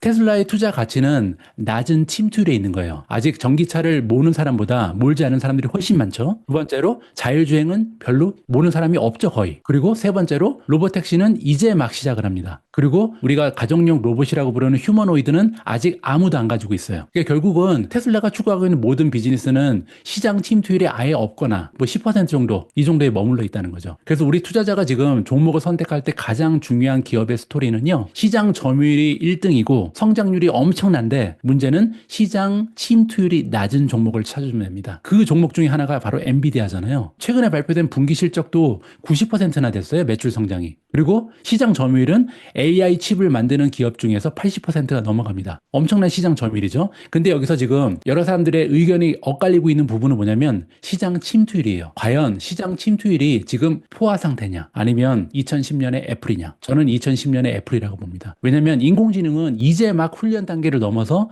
이 애플리케이션이라고 부르는 추론으로 넘어갔거든요. 그리고 우리 주위에 과연 AI를 이용하는 사람이 더 많을지 아니면 AI를 이용하지 않는 사람이 더 많을지 이걸 생각해 봐야 된단 말이에요. 추론이라는 것은 인공지능이 여러 가지 생각을 통해서 결과를 도출하는 겁니다. 그리고 그 안에는 결국은 자율주행 같은 것도 들어가 있잖아요. 자율주행도 인공지능입니다. 데이터를 통해서 이 데이터에서 결정을 해주는 거거든요. 전문용어로 AI 에이전트라고 부르죠. 에이전트는 사용자가 직접 결정하는 게 아니라 AI가 지가 알아서 데이터를 분석해서 결정을 해주는 게 에이전트인데 가장 대표적인 예가 자율주행이에요. 그러면 우리가 여기서 고려해야 되는 부분은 뭐냐면 지금은 10명 중에 한두 명이 챗GPT를 이용하고 소프트웨어 중에서 AI를 이용한 소프트웨어를 이용하는 기업들이 한 10%, 20% 된다면 지금 스마트폰을 이용하는 사람이 90%를 넘는 것처럼 결국은 인공지능을 사용하는 기업의 숫자 그리고 인공지능을 사용하는 개인들의 숫자가 90%가 넘는 날이 올 텐데 그러면 그 와중에 과연 엔비디아의 칩의 판매량은 얼마나 많이 늘어날까 이걸 생각해 볼 필요가 있다는 거죠. 그래서 가장 중요한 것은 시장 침투율이다라는 말씀을 좀 드리고 싶습니다. 정말 핵심 중에서도 핵심을 말씀해 주셔서 너무 많은 분들에게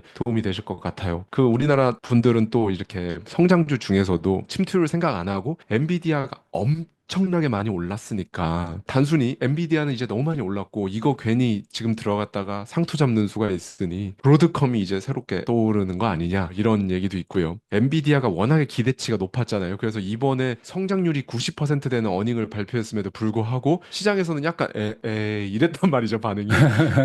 워낙에 그동안 너무 괴물 같은 성장을 보여왔기 때문에 90%면 엄청난 건데도 불구하고 시장에서는 그렇구나 약간 이런 반응이었는데 전반적으로 다 감안했을 때 작가님께서 말씀해주신 그 침투율을 항상 기준으로 삼고 이 산업이 이 회사가 어떻게 갈지에 대해서 생각해보면 엄청나게 도움이 될 것 같아요. 지금 말씀해주신 부분이요. 그렇죠? 엔비디아 주가가 떨어진 이유 중에 한 가지는 뭐 지금 트럼프 관세 문제 때문에 정세가 어려운 것도 있는데요. 결정적인 역할을 했던 게 사실 딥시크입니다. 딥시크가 등장하면서 앞으로는 그 인공지능을 구현하는 데 들어가는 비용이 굉장히 낮아질 것이다. 비용 효율성이 엄청나게 올라가는 거잖아요. 이것 때문에 사람들이 지금까지는 빅테크를 비롯해서 엄청나게 많은 자금을 AI 개발에 쏟아 부었고 거기에서 가장 많이 돈을 번 게 엔비디아였기 때문에 이제 딥시크 같이 굉장히 비용 효율적인 그 인공지능이 등장하면 결국 이런 모델 때문에 엔비디아의 수익은 줄을 수밖에 없다. 이런 논리가 있거든요. 여기에 관련해서 제가 한 가지만 좀 말씀드리면 제본스 파라독스라는 그 이론이 하나 있는데 이게 뭐였냐면요. 굉장히 지금 상황하고 유사하기 때문에 적용하기가 쉬운 이론이에요. 1차 산업혁명이 일어났을 때 증기기관이 등장하면서 이 산업혁명이 시작이 됐잖아요. 근데 그 증기기관이 처음에 등장했을 때 석탄 가격이 굉장히 많이 올라갔다고 합니다. 왜냐면 그 전에는 석탄은 원래 난방에 쓰는 거였잖아요. 그러니까 그 GPU가 원래 게임용이었잖아요. 근데 게임용이 갑자기 인공지능용으로 바뀐 것처럼 갑자기 난방용이었던 석탄을 새로운 기술력인 증기기관이 쓰기 시작한 거예요. 근데 문제는 뭐냐면 증기기관이 계속해서 좋아졌습니다. 그래서 비용 효율성이 좋아진 거죠. 그래서 예전에는 100톤을 넣어야 돌아가던 증기기관의 그 양이 이제는 100톤이 아니라 한 10톤만 넣어도 돌아가는 거예요. 그러니까 사람들이 석탄 가격은 이제 폭락하겠구나 이렇게 예측을 했단 말이에요. 근데 결과적으로 봤을 때 그 이후에 5년, 10년 동안 석탄 가격은 폭등했습니다. 그 이유가 뭐냐면 원래 증기기관은 광산에서 쓰려고 만든 거예요. GPU가 게임용으로 만든 것처럼 광산에서 채굴 할 때 사람이 하는 것보다 훨씬 더 효율성이 좋기 때문에 썼어요. 비용이 좀 들더라도. 근데 이게 나중에는 증기기관의 비용 효율성이 올라가다 보니까 너도 나도 가져다가 증기기관을 쓰기 시작합니다. 증기선이 등장하고 증기기관차가 등장하고 증기로 가지고 이제 공장을 돌리기 시작해요. 그러다 보니까 증기기관을 안 쓰는 기업이 없고 산업이 없어지는 거예요. 석탄이 필요한 것이 너무나 많아진 거죠. 그래서 증기기관 하나가 사용하는 석탄의 양은 10분의 1로 줄었을지 몰라도 증기기관의 숫자가 수만 배 늘어났기 때문에 엄청나게 많은 석탄의 수요가 증가한 겁니다. 그래서 지금 우리가 생각해야 되는 부분은 뭐냐면요. 딥시크가 등장해서 엔비디아 GPU 수요는 하나당 줄을 수는 있죠. 모델 하나당 사용하는 엔비디아 GPU의 수는 줄을 수 있는데 문제는 앞으로 얼마나 많은 인공지능 모델이 등장을 하고 얼마나 많은 애플리케이션이 등장하고 얼마나 많은 사람들과 기업이 인공지능을 이용할 것인가 여기에 포커스를 맞추게 되면요. 예전에 석탄 가격이 지속적으로 폭등했던 것처럼 GPU에 대한 수요도 지속적으로 올라갈 수밖에 없다라고 생각을 하면 좋을 것 같습니다.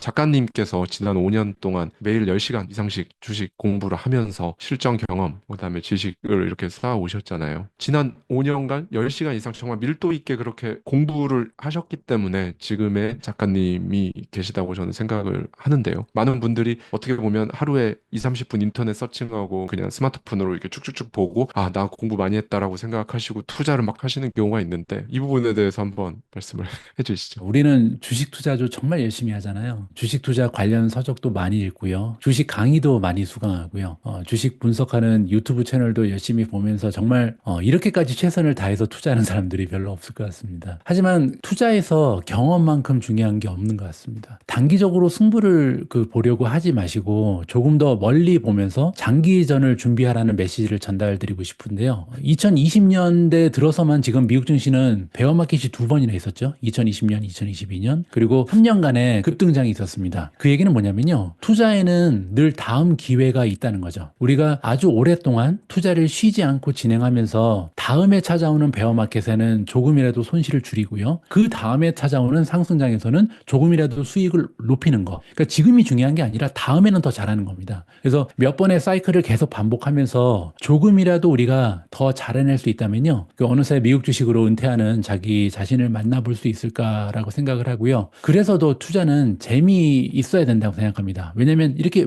멀리 보면서 다음 사이클도 기다릴 줄 알아야 되고 그 다음 사이클도 준비할 줄 알아야 되기 때문에 재미가 없으면 안 되거든요. 그래서 제가 항상 성투보다는 행투가 중요하다 이런 얘기를 많이 하는데요. 행복한 투자가 성공적인 투자보다 더 중요하다는 거죠. 투자는 신념하고 인내로 이렇게 고통을 견디면서 이번에는 꼭 승부를 봐야 돼. 이번엔 꼭 이겨야 돼. 이렇게 하는 것보다는 편안한 마음으로요. 평생 동안 그 과정을 좀 즐겨야 되는 여정이라고 생각합니다. 그래서 저는 유튜브 방송에서 투자 여정이라는 말을 굉장히 자주 사용하거든요. 100m 달리기가 아니라는 거죠. 가능한 많은 기업에 관한 기사를 읽으셨으면 좋겠어요. 왜냐하면 기업의 기사에는요, 스토리가 있습니다. 이런 스토리들은 TV 드라마처럼 연결성이 있고 그러니까 이어진다는 거죠, 매일매일. 그리고 한 편 한 편이 모여서 기업의 역사와 현재를 만들어내거든요. 그리고 미래도 예측할 수 있게 도와줍니다. 아마존이 온라인 서점에서 시작해서 이커머스 1등 기업이 되고 결국은 클라우드 1등 기업으로 발전하는 스토리도 너무 재밌고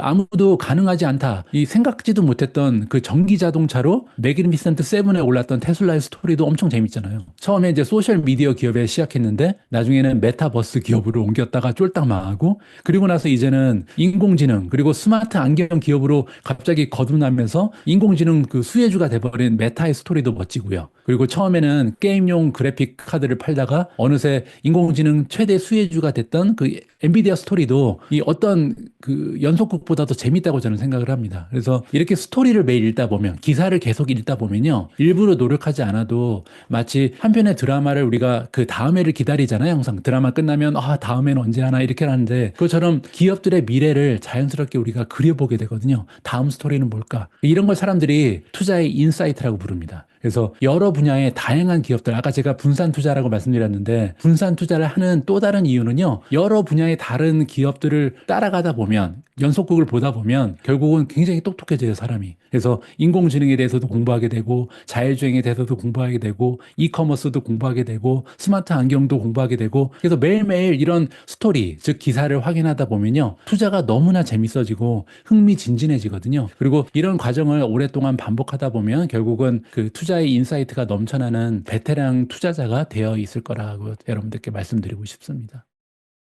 여러분 요즘 이런 말이 자주 들리죠. 주식, 부동산 뭐 다 불안하다, 믿을 수가 없다. 실제로도 시장이 그렇고요. 국내외적으로 굉장히 복잡한 경제 변수들이 막 생겨나면서 시장이 말 그대로 요동치고 있는데요. 특히나 미국의 트럼프 행정부가 들어서면서 더더욱 이런 상황이 심해지고 있습니다. 그런데요, 이런 불확실한 상황 속에서도 부자들은 특히나 이 세 가지 자산에 주목한다고 하는데요. 이 세 가지를 제대로 알고 활용하면 위기 속에서도 기회를 잡을 수가 있습니다. 그래서 오늘은요, 드디어 대한민국 최고 거시경제 전문가이자 금융경제의 1타 강사로 불리십니다. 환율의 대전환, 이 책의 저자 신한 프리미어 패스파인더 오건영 단장님 모셨습니다. 어서 오세요, 단장님. 안녕하세요. 예. 네, 방금 말씀 소개해 주셨던 오건영 단장입니다. 지금 신한은행에서 근무를 하고 있고요. 저도 요즘도 계속 거시경제나 환율이나 금리를 보면서 참 시장의 움직임이라는 게 시장 앞에 다시 한번 겸손해져야 되겠구나 이런 생각 많이 하고 있습니다. 제가 좀 갖고 있는 지식 보잘것없게나마 좀 이렇게 도움이 되실 수 있는 말씀 드릴 수 있도록 노력하겠습니다. 대략 알고 있는 거는 단장님께서도 지금은 정말 이 분야에 우리나라 최고 전문가시지만 처음 시작할 때 아무도 주목하지 않는 어떤 블로그에다가 처음 그냥 이 글이 맞든 틀리든 뭐 퀄리티가 얼마나 높든 간에 거시경제에 관해서 단장님만의 생각을 그냥 이렇게 적고 거기서부터 시작이 되셨잖아요. 네네, 지금까지. 그렇습니다. 네네. 예, 그 얘기를 간단하게 한번 해주실 수 있으세요? 예, 네. 저는 요즘은 이제 그 말이 유행을 하더라고요. 루틴이라는 말이 요즘 유행을 하잖아요. 네. 예, 저는 이제 언제부터였냐면 2005년 3월이었던 것 같아요. 2005년도 3월 달부터 은행에 이제 들어왔는데 제가 경제학 전공이 아니에요. 그러다 보니까 이제 은행에 들어온 다음에 너무 잘 모르겠더라고요. 환율이나 금리나 너무 어렵더라고요. 그래서 이제 책도 보고 했는데 뭐 기사도 읽어보고 했는데 제가 이게 막 읽으면 또 그때는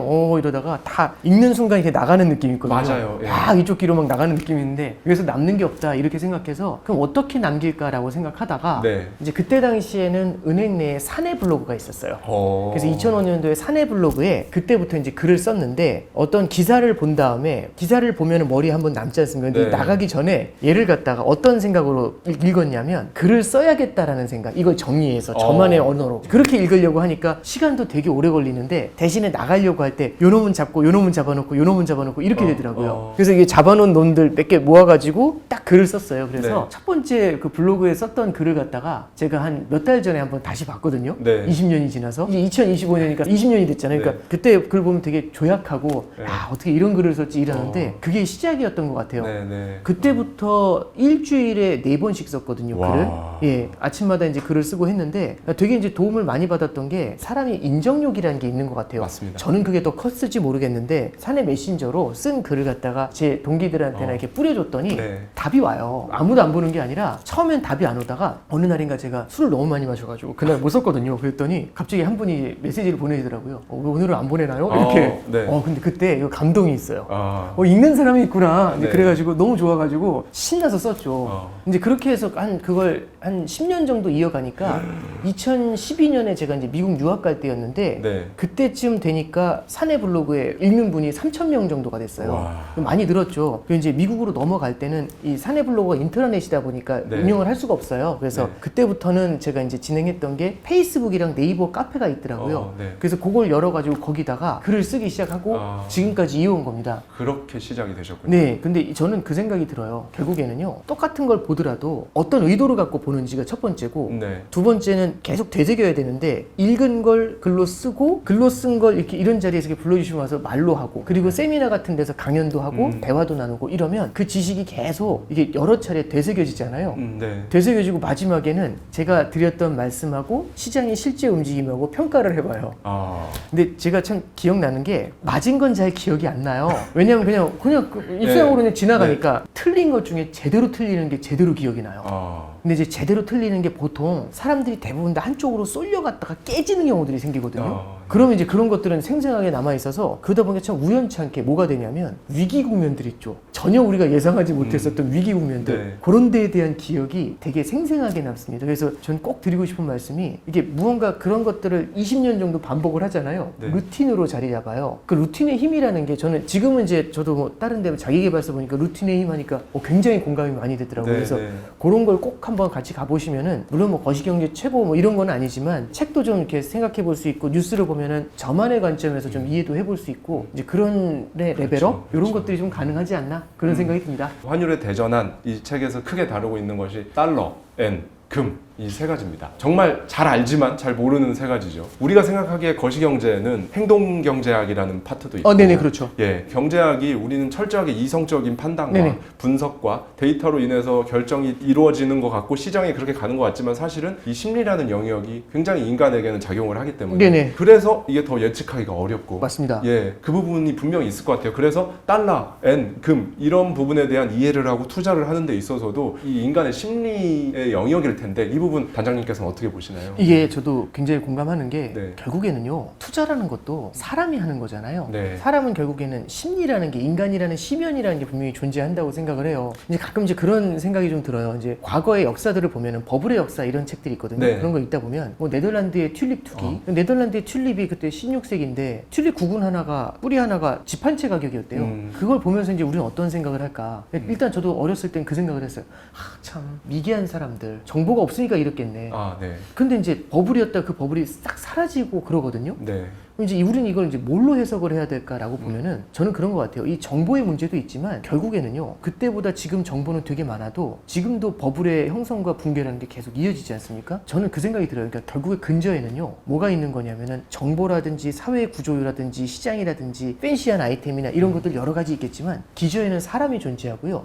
그 사람은요. 기본적으로 마음속에 탐욕과 공포라는 걸 갖고 있는 것 같아요. 네. 이 질문으로 바뀌는 거죠. 그럼 16세기에 네덜란드 튤립 투기 한 사람은 탐욕과 공포가 없었을까? 17세기에 남의 버블을 겪어본 사람은 탐욕과 공포가 없었을까? 네. 지금 20세기에 들어와가지고 글로벌 금융위기를 겪었을 때도 탐욕과 공포라는 게 존재하거든요. 네. 근데 지금이나 그때나 이 탐욕과 공포라는 건 모든 인류한테 똑같이 남아있는 거지 않습니까? 맞습니다. 어떤 기술이 발달하고 아무리 유튜브가 발달을 해도 네. 그건 기저에 남아있거든요. 그걸 갖고 투자를 하는 게 우리 사람이라는 것 같고요. 그래서 지금도 쏠림이라는 거는 엄연히 발생을 하고 있다라는 생각이 좀 들어요.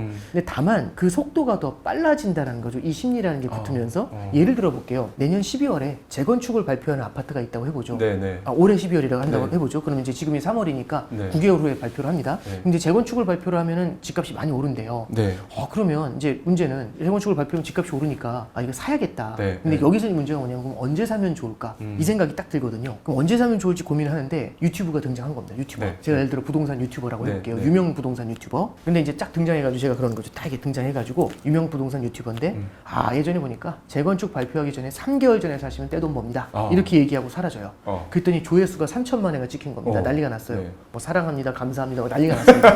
막 사람들이 그러면 이제 딱 보셨잖아요. 네. 자, 그럼 이제 제가 나와서 3개월 전에 사니까 돈 벌었다는 말씀 드렸잖아요. 네. 유명 유튜버고. 네. 그럼 몇 개월 전에 사시겠습니까? 6개월 전에 사야겠네요.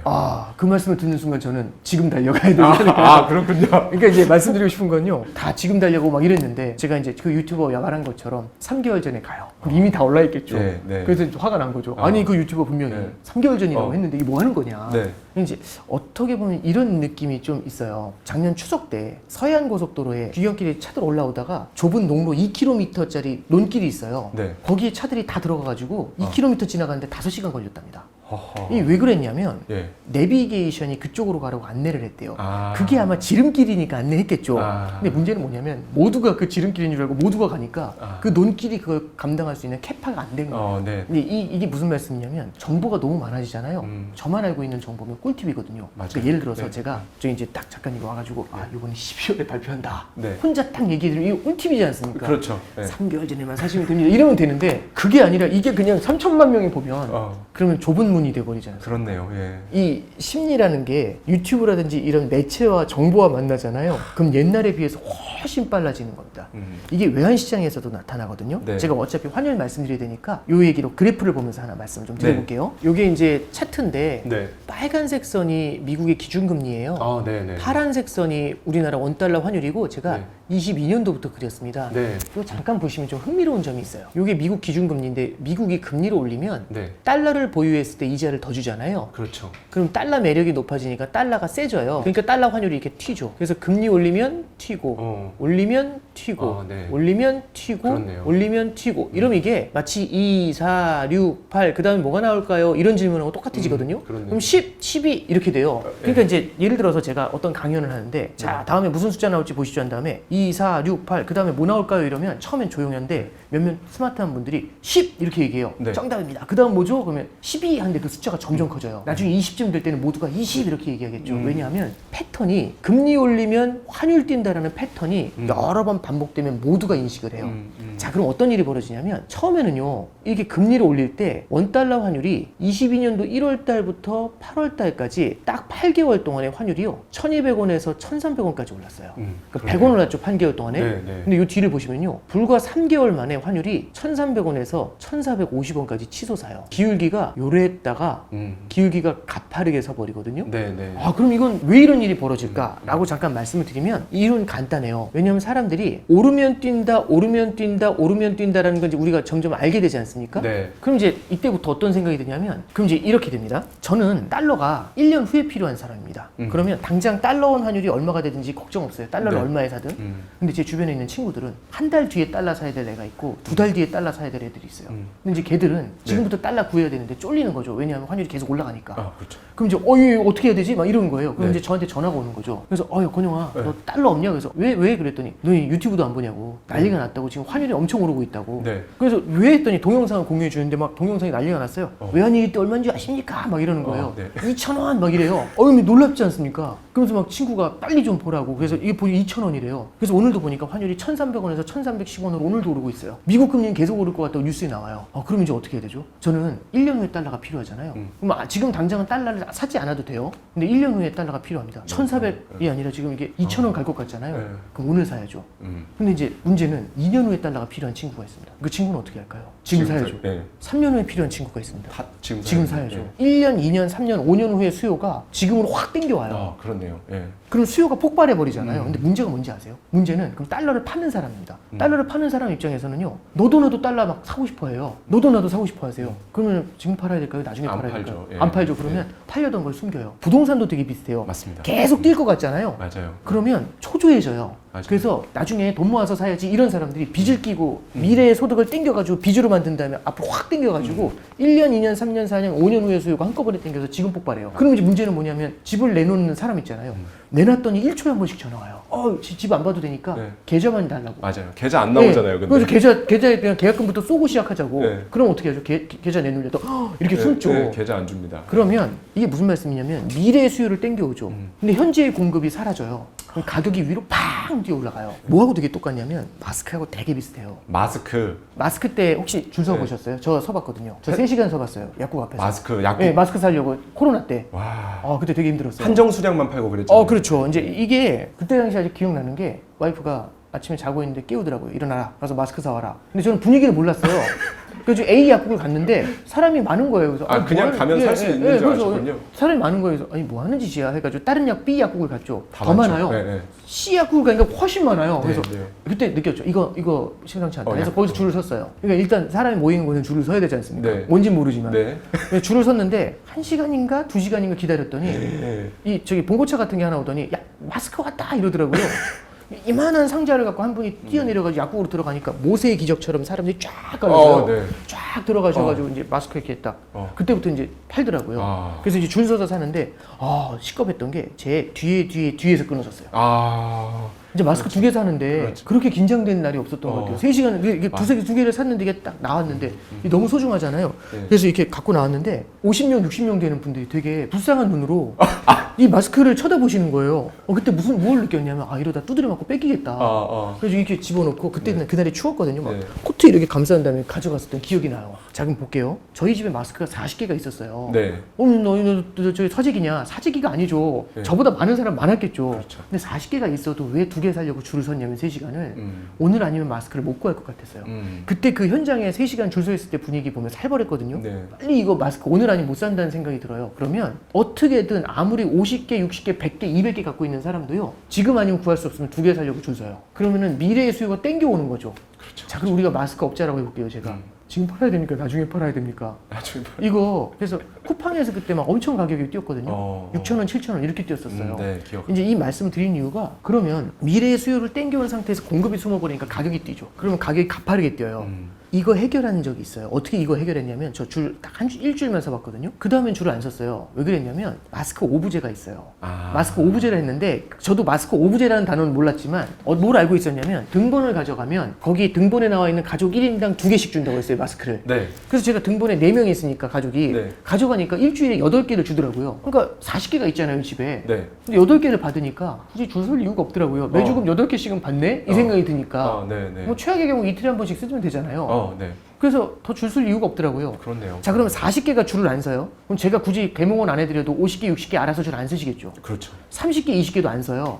그럼 10개 언더가 줄 서거든요. 모자라니까 8개 받으려고. 근데 10개 언더면 사람이 많지 않잖아요. 그냥 약국에 들어가는 겁니다. 그랬더니 저 같은 미래의 수요가 다 도망가요. 아이 주네 하면서 다 도망가요.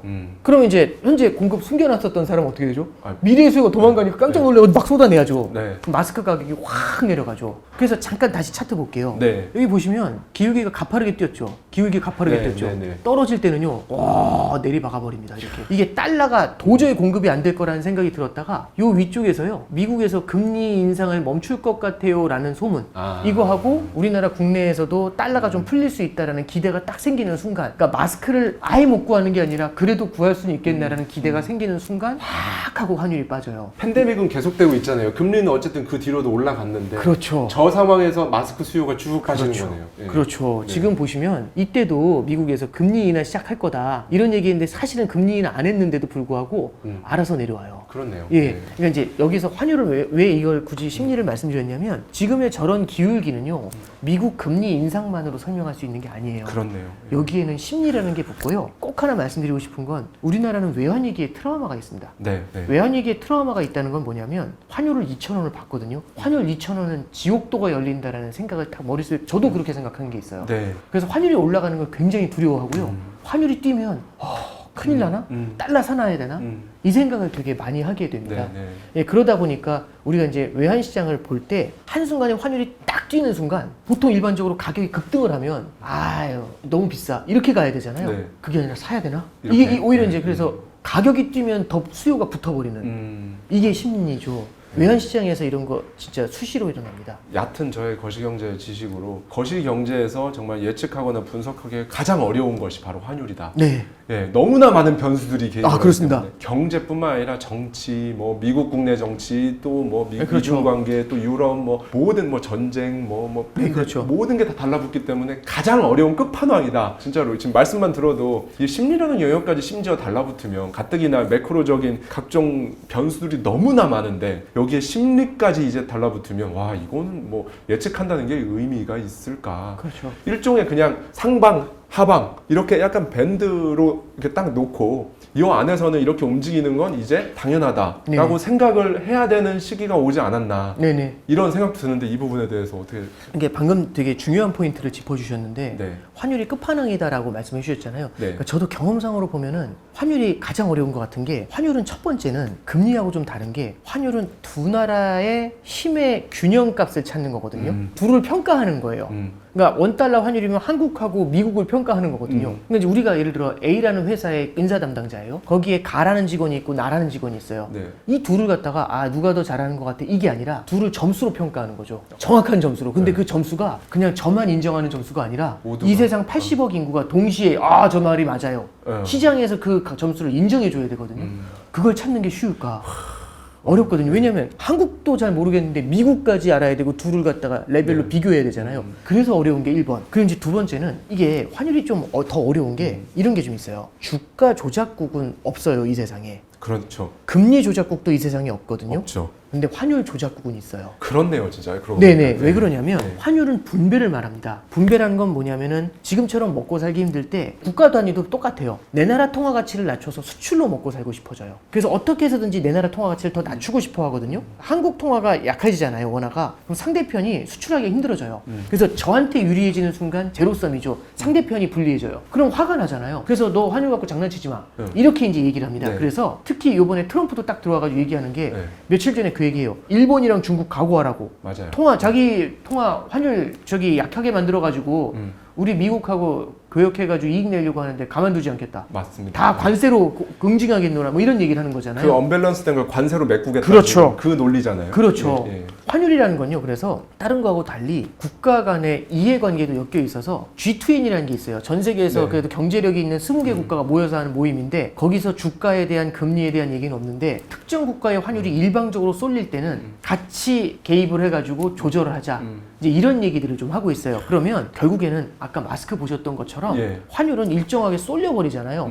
그럼 무언가 개입이 들어옵니다. 예, 그래서 이게 변곡점들이 종종 만들어지고 우리가 어떤 이론적인 걸로 예측하기가 굉장히 어렵다 보니까 네. 어떤 밴드 안에서 움직일 때가 일반적이지만 이게 밴드를 밖으로 막 튀어나가면서 그렇네요. 되게 높은 변동성을 보일 때들 그럴 때도 많죠. 아까 초반에 제가 달러 엔 금 이 세 가지를 말씀해주고 계신데 달러 원 환율이 중장기적으로 네네. 지금보다 더 높아지는 시기가 찾아오리라 네네. 생각한다고 말씀을 해주셨어요. 그리고 또 거기에 더해서 원 달러 환율의 이 밴드가 상방 하방이 예. 밴드가 넓어질 거라고 하셨는데 이 말은 이제 앞으로 좀 더 플럭추에이션 이렇게 변동성이 그렇죠. 더 이제 앞으로 심해질 수 있다 이렇게 해석하면 될까요? 네네. 네네. 이제 방금 전에도 말씀드렸지만은 환율이라는 거를 단기로 예측하는 거는 굉장히 어려워졌다라는 생각이 좀 들어요. 왜 그러냐면 일단 첫 번째는요. 네. 트럼프라는 사람이 등장을 했잖아요. 네. 그러면서 과거와 같이 자유무역을 하는 게 아니라 교역에 있어서도 여러 가지 뭐라고 해야 될까요? 이제 방해,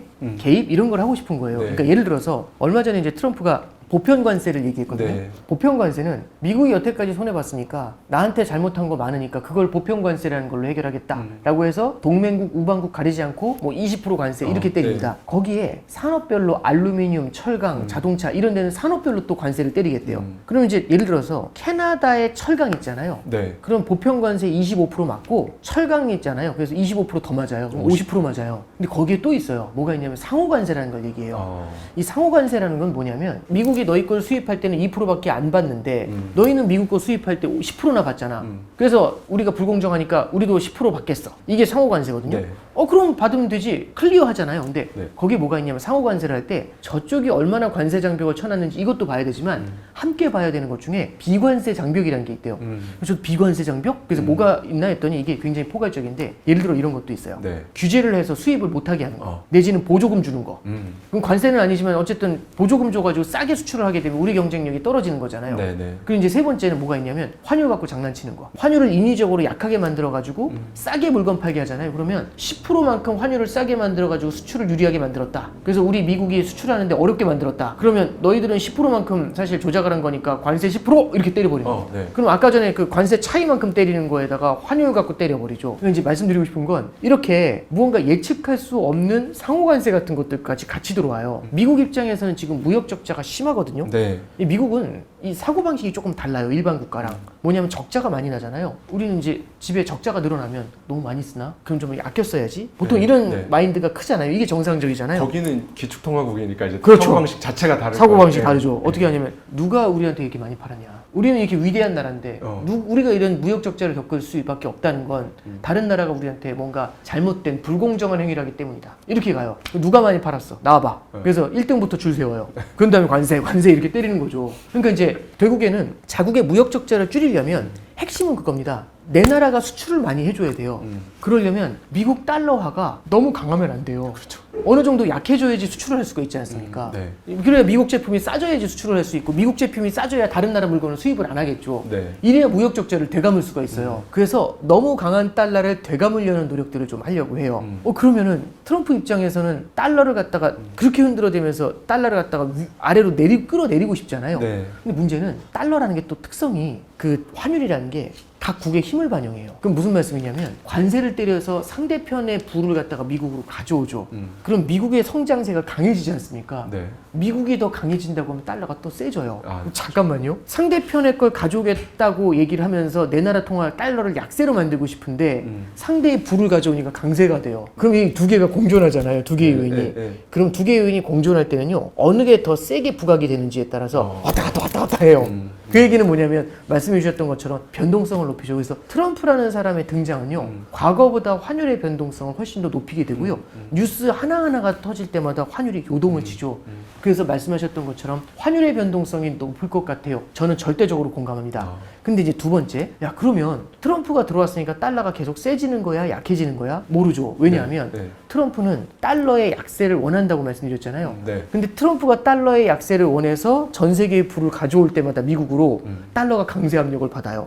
그렇기 때문에 단기로는 그런 거 예측하는 거는 저는 넌센스라고 생각을 합니다. 그렇네요. 예. 그래서 그게 중요한 게 아니고 저는 이제 환율의 대전환이라는 말씀을 드렸잖아요. 굳이 이제 대라는 말을 붙였던 이유가 조금 큰 관점에서 바라보자라는 생각이 들어서 그래요. 이게 왜 어떤 말씀이냐면 우리나라가 이제 다들 원달러 환율이 되게 불안하다라는 얘기를 되게 많이 하잖아요. 네. 저도 일단 공감을 하는데 근데 의외로 자료를 보시면 얘기가 조금 달라요. 네. 무슨 말씀이냐면 제가 이제 2010년 1월 1일 그러니까 지금으로부터 15년 전으로 가볼게요. 그때로 돌아가 보면은 그때 당시에 원달러 환율이 1170원 했습니다. 달러당. 근데 지금 1450원이니까 와 역시 달러가 엄청 오르고 원화가 폭락했어. 30%나 원화가 올랐잖아요. 이러실 수 있는데 그때 당시에 엔화가요. 1달러에 90엔 했어요. 그럼 90개의 엔을 줘야지 1달러를 살 수 있었거든요. 네. 지금 엔화가 최근에 엄청 세졌는데도 150엔입니다. 그럼 지금은 150개만 있어도 1달러를 살 수 있어요. 그럼 엔이요. 90엔에서 150엔이면 엄청 약해진 거죠. 그렇네요. 그럼 그 얘기는 만약에 원화는 달러 대비 약간 약간 살짝 약해졌지만 30% 약해졌지만 엔화는 달러 대비 70% 약해졌잖아요. 그럼 뭘로 볼 수 있냐면 그럼 원화 대비 엔은 엔화 대비 원은 이렇게 볼 수 있잖아요. 네. 그래서 지금 엔화 환율을 보시면 2011년도나 12년도에 일본 여행 갔다 오신 분들은 알아요. 그때 엔화가 얼마였냐면 100엔에 1,550원 했어요. 지금 많이 올랐거든요. 최근에 엔화가 네. 970원 합니다. 그러면 그때 1,500원이었잖아요. 지금 900원이에요. 그럼 엔화가 되게 약한 거죠. 네, 네. 그 잠깐 차트를 한번 볼게요. 예. 이게 튀르키예 리라거든요. 네. 튀르키예 리라가 2010년 1월 1일 날 1리라에 800원 정도 했어요. 근데 지금 튀르키예 리라가 100원 밑으로 내려왔죠. 그러니까 이게 무슨 얘기냐면 원화가 리라보다 강해졌다는 거예요. 옛날엔 800원이나 줘야 됐지만 지금은 50원만 줘도 살 수 있잖아요. 네. 헤알원입니다. 이게 브라질 헤알이거든요. 헤아라가 15년 전에는 한 650원 했는데 지금은 250원 정도면 네. 살 수가 있는 거죠. 그러니까 그만큼 15년 전 대비해가지고 원화만 약한 게 아니라 다른 나라 통화도 약했던 거죠. 잠깐 보시면 이게 이제 제가 방금 전에 말씀드렸던 엔화예요. 엔화가 제가 1,550원 했다는 말씀드렸죠. 11년도, 12년도에. 근데 지금 보시면 얼마냐면은 950원, 이제 850원까지 내려갔다. 이제 올라온 거예요. 그러니까 이제 이런 걸 보면은 이게 원화가 너무 약한 거다. 이렇게 말하기는 어려운 거죠. 네. 근데 이제 말씀드리면 이제 이런 생각이 드실 거예요. 야, 그거는 약한 통화 몇 개만 골라가지고 비교한 거네. 2010년 1월 1일 날을 100으로 놨어요. 요게 100이거든요. 이 100으로 놓고 각국 통화를 비교했어요. 위로 올라갈수록 약한 겁니다. 우상향할수록. 자, 그러면 그때부터 비교해서 원화랑 중국 위안화랑 유로화랑 엔이랑 호주 달러랑 파운드예요. 위로 올라가면 환율이 뛰는 거니까 달러 대비 약한 겁니다. 그럼 이 중에서 누가 제일 약하냐? 노란색이 제일 엔이 약한 제일 거예요. 약하네요. 예, 엔입니다. 압도적으로 약하죠. 그럼 여기 밑엔 누가 있냐면 호주 달러, 파운드, 그 다음에 유로가 여기 와 있죠. 그 다음에 원화가 그렇게 약한 편이 아니에요. 그렇네요. 예. 위안화는 그 관리변동 환율제라고 해서 거의 고정 환율제로 정부가 유지하다 보니까 이런 거고. 그래서 이렇게 보면은 원화가 그렇게 약한 게 아니에요. 특히 2010년대 한 7, 8년 정도 지났을 때만 해도요. 원화가 정말 안정적이었죠. 근데 최근에 보면은 이 흐름을 좀 따라가고 조금 더 약해지는 면은 분명히 좀 있는 것 같아요. 그래서 이제 하나 말씀드리면 원화가 너무 약했다. 그건 아니에요. 길게 봤었을 때 원화가 15년간으로 보면은 그렇게 약하지 않았어요. 그러면 원화가 그렇게 약하지 않았던 이유가 뭘까? 간단합니다. 이게 달러 원 환율이잖아요. 그러면 미국하고 우리나라 경제를 비교해 보면 미국은 2000년대 초반에 닷컴 버블이 붕괴가 돼요. 그래서 미국 경제가 부시 행정부 시절에 되게 힘들었거든요. 그래서 이제 미국이 재정 적자도 심해지고 미국 경제가 별로 안 좋아서 오히려 그때는 미국보다는 중국이 뜬다는 얘기가 되게 많았어요. 맞습니다. 그래서 달러의 시대는 갔다. 중국의 시대다. 이런 얘기가 있었고 브릭스라고 해가지고 신흥국들이 막 부상하던 시기였었어요. 환율이라는 건 어떤 국가의 성장을 담보하거든요. 미국의 성장은 약한데 다른 국가의 성장은 강하죠. 그러면은 미국 달러는 약하고 다른 나라 통화가 강해요. 근데 그때 당시 우리는요. 2001년부터 2022년까지 중국 수출을 엄청 늘리면서요. 중국 특수라는 걸 경험했습니다. 그래서 중국 수출로 어마어마한 달러를 벌어들였어요. 그럼 우리나라는 중국 수출을 통해 가지고 큰 성장을 만들었는데 미국 같은 경우는 2000년대에는 그렇게 성장이 세지 않았거든요. 그럼 당연히 어떤 일이 벌어지느냐? 원화가 셌죠. 그래서 원달러 환율이 2007년도 10월 달에는 900원까지 내려가요. 그래서 원화가 중국 수출을 통해 가지고 워낙에 많은 달러를 벌어들이다 보니까 환율이 되게 안정적이었죠. 근데 이제 뒤부터는 2010년대 중반 이후부터는 환율이 올라가기 시작을 하잖아요. 그 이유가 뭘까? 몇 가지가 있어요. 첫 번째는 미국이 워낙에 강해집니다. 금융위기 당시에 미국이 달러를 엄청 풀었거든요. 근데 달러를 엄청 풀면서 선제적으로 대응을 했더니 뭐라고 해야 될까요? 완전히 거덜난 게 아니라 새싹은 남겨놓고 어쨌든 그때부터 부양책을 쓴 거죠. 그랬더니 5, 6년이 지난 2013년, 14년이 되니까 08년의 금융위기를 갖다 극복하면서 13년, 14년부터는 미국 경제가 돌아서기 시작을 해요.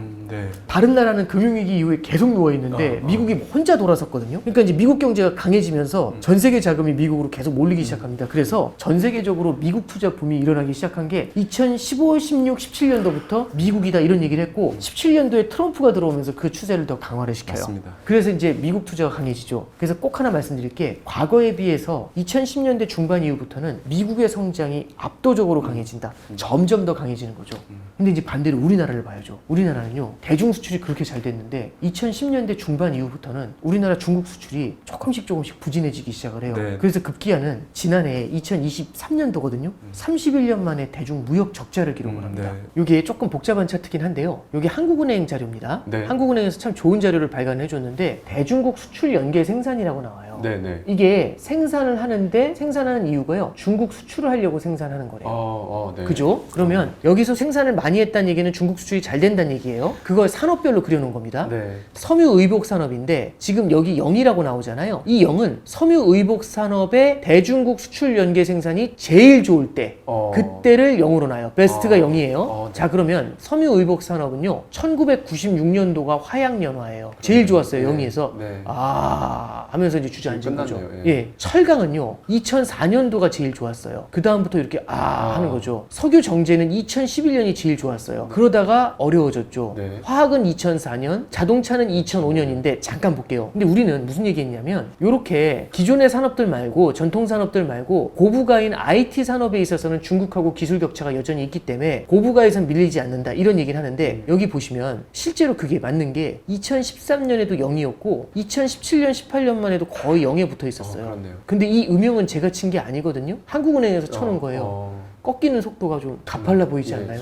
자, 그럼 이제 이걸 보면 무슨 생각이 드는 거냐면 주요 산업 영역에서요 중국 수출이 어려워지는 거예요. 그렇네요. 그래서 아까 말씀드렸던 것처럼 31년 만에 대중 무역 적자가 납니다. 근데 우리나라 기업들이 정말 기민하고 스마트한 게요. 바로 미국 쪽으로 선회를 해요. 북미 비즈니스로. 그래서 대미 무역 적자가 많이 났거든요. 네. 17년도 대비해서 대미 무역 적자가 3배가 넘어요. 그거 진짜 잘한다. 이건 맞거든요. 네. 근데 문제는 트럼프가 온 거죠. 트럼프가 와서 누가 이렇게 우리한테 많이 벌어가시나 이렇게 물어보는 네. 거예요. 참 질문이 그럼 이렇게 바뀝니다. 당장은 모르겠지만 앞으로 5년, 앞으로 10년 후에 그럼 이제 우리나라 수출이 어떻게 될까? 이 생각을 해보는 거죠. 네. 그럼 중국 수출이 어렵고 미국 수출이 어려워지면 지금보다 더 강해질까요? 아니면 조금 줄어들게 될까요? 점차로 줄어들 수가 있겠죠. 자, 그럼 그 생각을 갖고서 이 차트를 한번 보시죠. 우리나라는요 2001년도부터 2023년도까지 중국 수출을 어마어마하게 하면서 많은 달러를 벌어들였어요. 그럼 이 위에 달러라고요 구름이 이렇게 크게 있는 겁니다. 네. 이게 환율을 갖다 계속 눌러줘요. 무역수지 흑자를 통해 가지고 계속해서 달러를 눌러주거든요. 그래서 네. 차트가 좀 보시면은 뭔가 오를 듯하다 눌리고 오를 듯하다 네. 눌리고 이런 느낌이 오를 듯하다 네. 이런 느낌이 좀 강하지 않나요? 네, 맞습니다. 왜냐면 이게 누르는 게 있어서 그래요. 네. 근데 누르는 게 있지만 이 문제는 뭐냐면 방금 말씀드렸던 것처럼 중국 수출이 조금씩 어려워져요. 그러면은 들어오는 달러가 줄어들게 되겠죠. 근데 하나 말씀드리면 지금 우리나라에서도 투자자들이 국내 투자보다 해외 투자 좋아하죠. 그 얘기는 뭐냐면 달러가 해외로 나가는 거예요. 계속 나가고 있죠. 예. 그럼 해외로 달러가 나가잖아요. 그리고 또 하나는 트럼프가 얘기하는 건 미국에 공장 지으면 관세 면제한답니다. 그럼 우리나라에 남아있어야 될 공장이 설비가 다른 나라로 나갈 수 있죠. 그 얘기는 나가는 달러가 늘어난다는 얘기죠. 네. 들어오는 달러가 줄어들고 나가는 달러가 많아지면 여기에 쌓아놨었던 이 누르고 있던 잉여 달러가 줄어들게 되겠죠. 그러면 누르는 힘이 약해지지 않습니까? 누르는 힘이 약해지면 이 위가 들릴 수도 있지 네, 않을까요? 예, 그 얘기입니다. 근데 이제 이게 굉장히 점차적으로 진행이 되겠죠. 결론적으로 말씀드리고 싶은 거는 저는 두 개를 봐야 된다고 봅니다. 추세하고 주기라는 걸 보고 싶어요. 뭐냐면 주기라는 건 이런 겁니다. 올해 하반기에 환율이 어떻게 될까요? 너무 셌던 달러가 조금 숨을 죽일 것 같습니다. 이런 게 주기를 보는 겁니다. 굉장히 짧은 시기열에서 달러가 올랐다 떨어졌다 하는 거죠.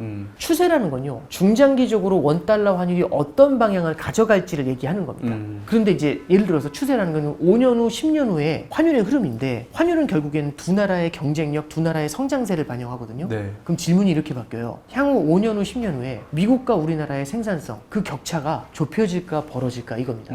만약에 좁혀지잖아요. 그럼 원달러 환율이 밑으로 내려갑니다. 원화가 세져요. 달러가 약해지고. 근데 만약 더 벌어지면 더 벌어질 것 같은데요. 그러면 10년 후에 그런데 20년 후에는 어떻게 될까요? 그럼 미국하고 우리나라의 격차가 지금 이제 미국은 첨단 기술에서 앞서가지 않습니까? 그러니까요. 그럼 격차가 더 벌어질 수도 있겠죠. 그럼 환율이요 완만하게 중장기적으로 우상향 추세를 가져갈 수 있어요. 그럼 잠깐만 다시 이 차트로 돌아올게요. 이 차트를 보시면요 주기하고 추세를 말씀드렸죠. 중간중간은요 이런 게 주기예요. 올랐다 떨어졌다 올랐다 떨어졌다 이런 거 있죠. 올랐다 떨어졌다 올랐다 떨어졌다. 환율이 내년에 어떻게 될까요? 그럼 이렇게 내려올 수 있죠. 이런 게 주기예요. 그런 주기는 여러 개 만들어지지만 추세적으로는요 2000년대보다 저점이 2010년대 올라오죠. 그럼 향후 10년 후에는 어떻게 될까? 이 질문을 던지고 있는 겁니다. 참고로요 90년대엔 이게 750원이었어요. 80년대가 600원, 550원 이랬거든요. 70년대가 400원 했어요. 60년대가 250원이더라고요. 그럼 잠깐만요. 60년대가 250, 70년대가 400, 80년대가 600, 90년대가 750, 2000년대가 950, 2010년대가 1150. 그러면 제가 그래서 200원씩 뜁니다. 이런 말씀 드리는 게 아니고요. 중장기적으로 그럼 미국이 계속해서 슈퍼파워를 가져왔잖아요. 그럼 우리가 이 뒤에 있는 중장기적으로 추세는요. 위로 서 있지 않겠는가라는 질문을 던지는 거고요. 하죠. 그러면 죽이는 순간순간 이렇게 움직이겠죠. 그렇지만 추세가 우상향으로 서 있다면 투자자 입장에서는요, 달러에 투자를 할 때 단기로 환차익 내려고 샀다 팔았다 이게 아니라 박아놓고 기다리면 우상향 추세에서는요, 그렇네요. 결국엔 장기로 두었을 때는 이익이 날 가능성이 그만큼 이길 가능성이 높아지죠. 그래서 저는 꼭 달러라는 거를 투자하신다면은 긴 호흡으로 내 포트폴리오의 일부로 담아가시면 성공할 가능성이 높다. 네, 그렇게 조언을 해드립니다. 그래서 이제 달러라는 게 안정적으로 눌려 있다가 이제 변화가 나타난다. 대중 무역 수지가 굉장히 많이 줄어든다라는 게 우리나라 환율의 기울기를 방향을 조금 바꾸지 않겠는가. 그게 달러의 대전환. 이렇게 이제 좀 정리했던 겁니다. 네, 이제 개인 차원에서 달러를 투자한다고 하면 달러를 직접 살 수도 있을 거고 또는 미국 주식에 투자하는 것도 달러에 투자하는 거나 마찬가지잖아요. 뭐 어떤 방식이든 장기적인 추세를 보고 네. 포트폴리오의 일부분을 10%가 됐든 20%가 됐든 한 5년, 10년 텀으로 그냥 이거는 그냥 넣어놓는다 라는 마음으로 넣어놓고 그냥 한동안 한참 그냥 잊고 그냥 이렇게 지내다 보면 왜 지금은 1200원이 되면 되게 낮은 것 같은 느낌이에요. 그렇죠. 환율이. 예. 근데 3년 전만 해도 1280원 이러면 왜 이렇게 높아? 예, 이랬거든요. 그렇죠. 예. 근데 지금은 만약에 1200원대 떨어진다고 하면 우와 엄청 낮은 것 같은 네. 느낌이거든요. 근데 이게 5년, 10년 뒤에는 1400원이면 엄청 싸다. 이럴 수도 있을 그럴 것 수도 같아요. 바뀔 수 있죠. 예. 그런 변화도 나타날 수 있죠. 그래서 그런 부분을 이제 말씀을 주셔서 개인적으로 저희 구독자님들도 달러 투자하실 때 참고하면 너무 좋으실 것 같고요. 금 얘기를 한번 해보겠습니다. 네네. 금이 많은 분들이 안전자산이다라고 네네. 이제 인식을 하고 계세요. 달러도 안전자산인데 달러보다 금이 더 안전자산이지 않을까 이렇게 생각을 하시거든요. 네네. 그렇죠. 네네. 그렇다면 지금 시점에서 금에 투자하는 게 여전히 좋은 선택일지 그냥 개인들 차원에서 지금 시점에 금 투자 어떻게 보시나요? 일단 결론적으로 말씀드리면 네. 금 투자는 여전히 유효하다라는 생각이 들어요. 그럼 네. 이제 금 가격이 그럼 또 내일도 오르고 모레도 오르고 이런 관점에서 말씀드린 게 아니고요. 네. 일단 첫 번째는 결론은 제가 이제 금 투자는 유효하다 말씀드렸지만 우리가 이제 주의 사항을 좀 말씀드릴 게 좀 네. 있을 것 같아요. 네. 일단 첫 번째는요. 요즘 이제 많은 분들이랑 얘기하다 보니까 그런 느낌을 받아요. 금은 완벽하다. 금은 진짜 너무 좋은 자산이다. 네. 이게 올라가면은 그 장점이 더 많이 보여요. 그래서 이제 금 투자가 되게 급하다고 생각하고 금은 손해를 보지 않는다. 왜냐면 안전하고 또 이게 뭐 올라갈 때 또 올라가고 하니까 이거는 뭐 금 투자해서 고생할 일은 없겠네. 일단 그렇게 생각하시면 되게 힘들어져요. 저도 인식하지 못하고 있었는데 책에 보면 실제로 금이 무조건 우상향하고 안전하다라고 생각하는데 상당히 오랜 기간 금이 침체였어요. 금값이. 네, 맞습니다. 횡보하고 막, 네네네. 예. 금을 그 기간에 투자하신 분은 막 5년 투자하셨어도 재미를 하나도 못 보신 거죠. 그렇죠. 수익을, 잠깐 예. 보시죠. 예. 제가 이게 1965년도부터 금 차트를 그린 거예요. 네. 1979년도에 석유 파동이 있었을 때 네. 금 가격이 온스당 900불까지 올라가요. 이게 금 가격이 엄청 높았잖아요. 네. 이게 30불이었거든요. 35불에서 여기까지 900까지 올라와요. 30배 뛴 거예요. 네. 10몇 년 만에. 그럼 이 정점에선 사람들은 무슨 생각했을까요? 금 했겠죠. 역시 답은 금이다. 근데 이제 잘 보세요. 와, 문제는 뭐냐면 이 온스당 900불에 사셨으면 이게 돌아올 때까지 걸린 시간이요. 2007년입니다. 40년? 거의 뭐 이제 그 정도 예. 80년에서 거의 40년 우와. 가까운 시간이 필요했던 거죠. 네. 그래서 이때 만약 꼭대기 잡으셨으면 진짜 고생을 많이 하시는 케이스가 돼요. 그래서 금 투자가 항상 오릅니다 이런 건 아니에요. 금도 쏠림이라는 게 나타날 때가 있어요. 그리고 실제로 보시면은 80년대 90년대에는요 이렇게 금이 밑에서 장기 횡보를 해요. 그러다 2000년대 들어와가지고 수직으로 솟기 시작을 했죠. 그래서 금이라는 게 항상 안전한 겁니다 이건 아니고요. 2000년대 들어와서 금 가격이 뛰었다는 말씀 드렸는데 이게 온스당 300불에서 확 올라가지고 이게 2011년인데요 2011년에 얼마까지 올라왔냐면 이게 1900불을 넘었었어요. 네. 그럼 이때도 분위기가 금 투자 분위기 좋았겠죠. 네. 근데 이때 1900불까지 오른 다음에 맞아가지고 떨어졌잖아요. 네. 이 1900불 돌리는 게 2020년도 중반에 돌아와요. 그래서 이때 2011년에 전고점까지 올 때 걸린 시간이 9년이라는 시간이 걸렸습니다. 그러면 금은 무조건 사면 계속 오르겠네 이러지 않아요. 그래서 금이라는 자산도요 고생할 때는 분명히 있어요. 항상 오르고 잘 떨어지지 않는 자산이면 포트폴리오에 금만 담으면 되겠죠. 근데 저는 그렇게 하시면 안 된다는 거죠. 그래서 금도 고생하는 날이 있다 이 말씀을 좀 꼭 드리고 그러네요. 싶어요. 그래서 완벽한 자산은 아닙니다. 이런 말씀 드리는데 대신에 그러면 금 사지 말란 얘기냐, 단기로는요 금 가격이 왜 올랐는지를 한번 잠깐 생각해 볼 필요가 있어요. 일단 첫 번째는요 금이라는 게 지정학적인 리스크를 해지하는 자산이에요. 이게 무슨 말씀이냐면 금 가격이 무슨 전쟁 분쟁 난다고 하잖아요. 그럼 금 가격이 탁탁 튀어요. 네. 그래서 금 가격이 한번 드라마틱하게 튀었던 게 22년도 2월 24일 날 러시아가 우크라이나 침공했을 때. 네. 그 다음에 23년 7월에 하마스가 이스라엘 침공했을 때. 네. 그리고 작년에 금 가격이 많이 올랐죠. 작년에 이란에서 이스라엘에 미사일 쐈던 거 혹시 기억나세요? 네, 기억합니다. 예, 그런 즈음에는요. 금에 대한 관심사가 되게 커져요. 네, 네. 이게 그래서 지정학적인 리스크를 해지하는 성격이 있는데 지금 트럼프 행정부에서 얘기하는 건 세계의 경찰이 아니라 우리는 미국은 네. 세계의 경찰이 아니라 그래서 방위비 알아서 부담하고 그다음에 미국이 그러면 다른 나라에 가서 괜히 국방 책임져 주면서 재정 안 쓰겠다는 얘기잖아요. 그러면 이런 겁니다. 우리 반에 1장이 있는데 그 1장이 있으니까 2장, 3장, 4장, 5장이 조용해요. 그러다 보니까 반에 평화가 온 겁니다. 네. 근데 1장이 나 이 반에 안 있을래 한다면 나가버립니다. 그럼 어떤 일이 벌어질까요? 더 조용해질까요? 아니면 춘추 전국시대가 전국시대가 춘추 전국시대 맨날 싸우죠. 네. 이제 말씀드리면 전쟁 난다 이런 말씀보다도 굉장히 짜잘한 분쟁들이 있죠. 그런 자잘한 분쟁들이 언제 어디서 어떻게 일어나도 이상하지 않아요. 네, 네, 네. 이제 그런 상황이 펼쳐지고 있는 겁니다. 그러면 그런 자잘한 분쟁들이 일어날 때마다 금융시장이 출렁일 수 있잖아요. 네. 그럼 우리가 뭐 포트폴리오를 운영하고 있다. 그럼 제가 헤지펀드 같은 거 운영하는 매니저다. 그러면 그럴 가능성이 빈번하게 나타나잖아요. 그러면 이럴 가능성을 대비하는 자산이 뭔가 있어야 돼요. 네. 그럼 포트폴리오에 그럼 금과 같은 자산을 조금 담을 수가 있겠죠. 이런 것들이 금에 대한 수요를 높여주는 데는 첫 번째 요인이 됩니다. 네, 네. 두 번째 요인이 뭐냐면 트럼프 행정부가 들어오면서 보다 뚜렷해진 건데 전 세계적으로 블록화가 진행이 돼요. 블록화가 뭐냐면 중국을 포위하는 거죠, 미국이. 네. 그래서 중국을 포위하면서 중국을 위시한 러시아라든지 아니면 이제 브릭스 블록이 있는 거고요. 네. 그 다음에 이 블록의 대항마로서 달러 패권을 갖고 있는 블록이 있는 거고 이렇게 블록화가 진행이 돼요. 그러다 보니까 이제 패가 갈렸잖아요. 여기서 이제 의미 있는 사건이 러시아 우크라이나 전쟁인데 네. 러시아가 기름을 많이 팔아서 6,500억 달러를 벌었어요. 동결시켜버렸죠. 그렇죠. 근데 그 중에 상당 부분이 해외에 나가 있는데 해외 은행들이나 이런 데 채권 같은 거 사놨는데 그걸 다 동결시켰어요. 왜냐하면 전범국이라고 해서. 네. 그래서 한 3천억 달러, 4천억 달러 추산은 그래요. 그만큼의 돈이 동결이 됐는데 4천억 달러잖아요. 만약에 동결된 게 우리나라 외환보유고 세계 9위인데 그게 4천억 달러예요. 엄청난 돈이 동결됐거든요. 그럼 러시아 입장에서 화가 나겠죠. 근데 이건 러시아 얘기고 그럼 제가 중국이라고 해볼게요. 네. 중국은 외환보유고가 3조 달러가 넘습니다. 와. 그러면 3조 달러 중에 얼마가 해외에 있을지 모르지만 네. 한 2조 달러 있다고 해볼게요. 네. 그게 동결이면 와 우리나라 GDP가 그냥 순식간에 동결이 되는 거거든요. 네, 네, 네. 미국의 마음에 안 들 때. 그러면 마음속이 어떨까요? 계속 달러로만 갖고 있어야 될까? 이 생각은 분명히 들거든요. 그럼 뭘 가지고 싶냐면 달러 대신 다른 무언가가 필요해요. 근데 유로는 아닐 것 같고 엔화도 아닐 것 같고 네. 한국 원화도 아닐 것 같고 그러면 이제 가장 많이 선택하는 것 중에 하나가 금을 사야겠죠. 금이다. 그러면 달러를 다 팔고 금을 다 사면 되겠네? 근데 이제 이런 거죠. 제가 만약에 어떤 주식을 많이 갖고 있는데 대주주예요. 근데 대주주인데 다 팔고 다른 주식을 다 사면 제가 다 파는 순간 주가가 팔고 있는데 주가가 폭락을 해버리겠죠. 네, 네. 그러면 그렇게 팔면 안 되죠. 팔더라도 조금 팔고 그렇죠. 블럭들 같이. 그렇죠. 이렇게. 조금씩 팔아야죠. 그럴 네. 것 같지 않으세요? 자, 그럼 산다고 할게요. 제가 살 때 앞으로 금을 엄청 살게요. 이렇게 광고하고 그때부터 뭐 확금원에 확 사면 이건 바보 같은 짓이죠. 네, 네, 네. 조금씩 사들여 가겠죠. 그래서 중국의 이제 금 보유고가 조금씩 늘어나고요. 그 다음에 달러 보유고가 조금씩 줄어들어요. 맞습니다. 예, 그러니까 작년에 특히 그게 심했죠. 예. 그게 지난 3년간 되게 좀 예, 뚜렷하게 예. 나타나거든요. 네. 야 그러면 내일 다 사나? 아니란 얘기죠. 그러면 언제 사는데 모르죠. 왜 그러냐면 금 가격이 너무 높거나 사람들이 제가 금 사는 거에 다들 관심이 있으면 그때 사면 안 되잖아요. 무궁화꽃이 피었습니다 해보셨죠? 순례가 무궁화꽃이 피었습니다 할 때 다가오죠. 뒤돌아볼 때 안 오잖아요. 그렇죠. 그럼요. 너는 언제 오는데 너가 뒤돌아볼 때 이렇게 오는 야. 거죠. 왜 이게 얘네들은 찔끔찔끔 움직이지? 찔끔찔끔 움직여야죠. 무궁화꽃이 피었습니다 같은 거니까요.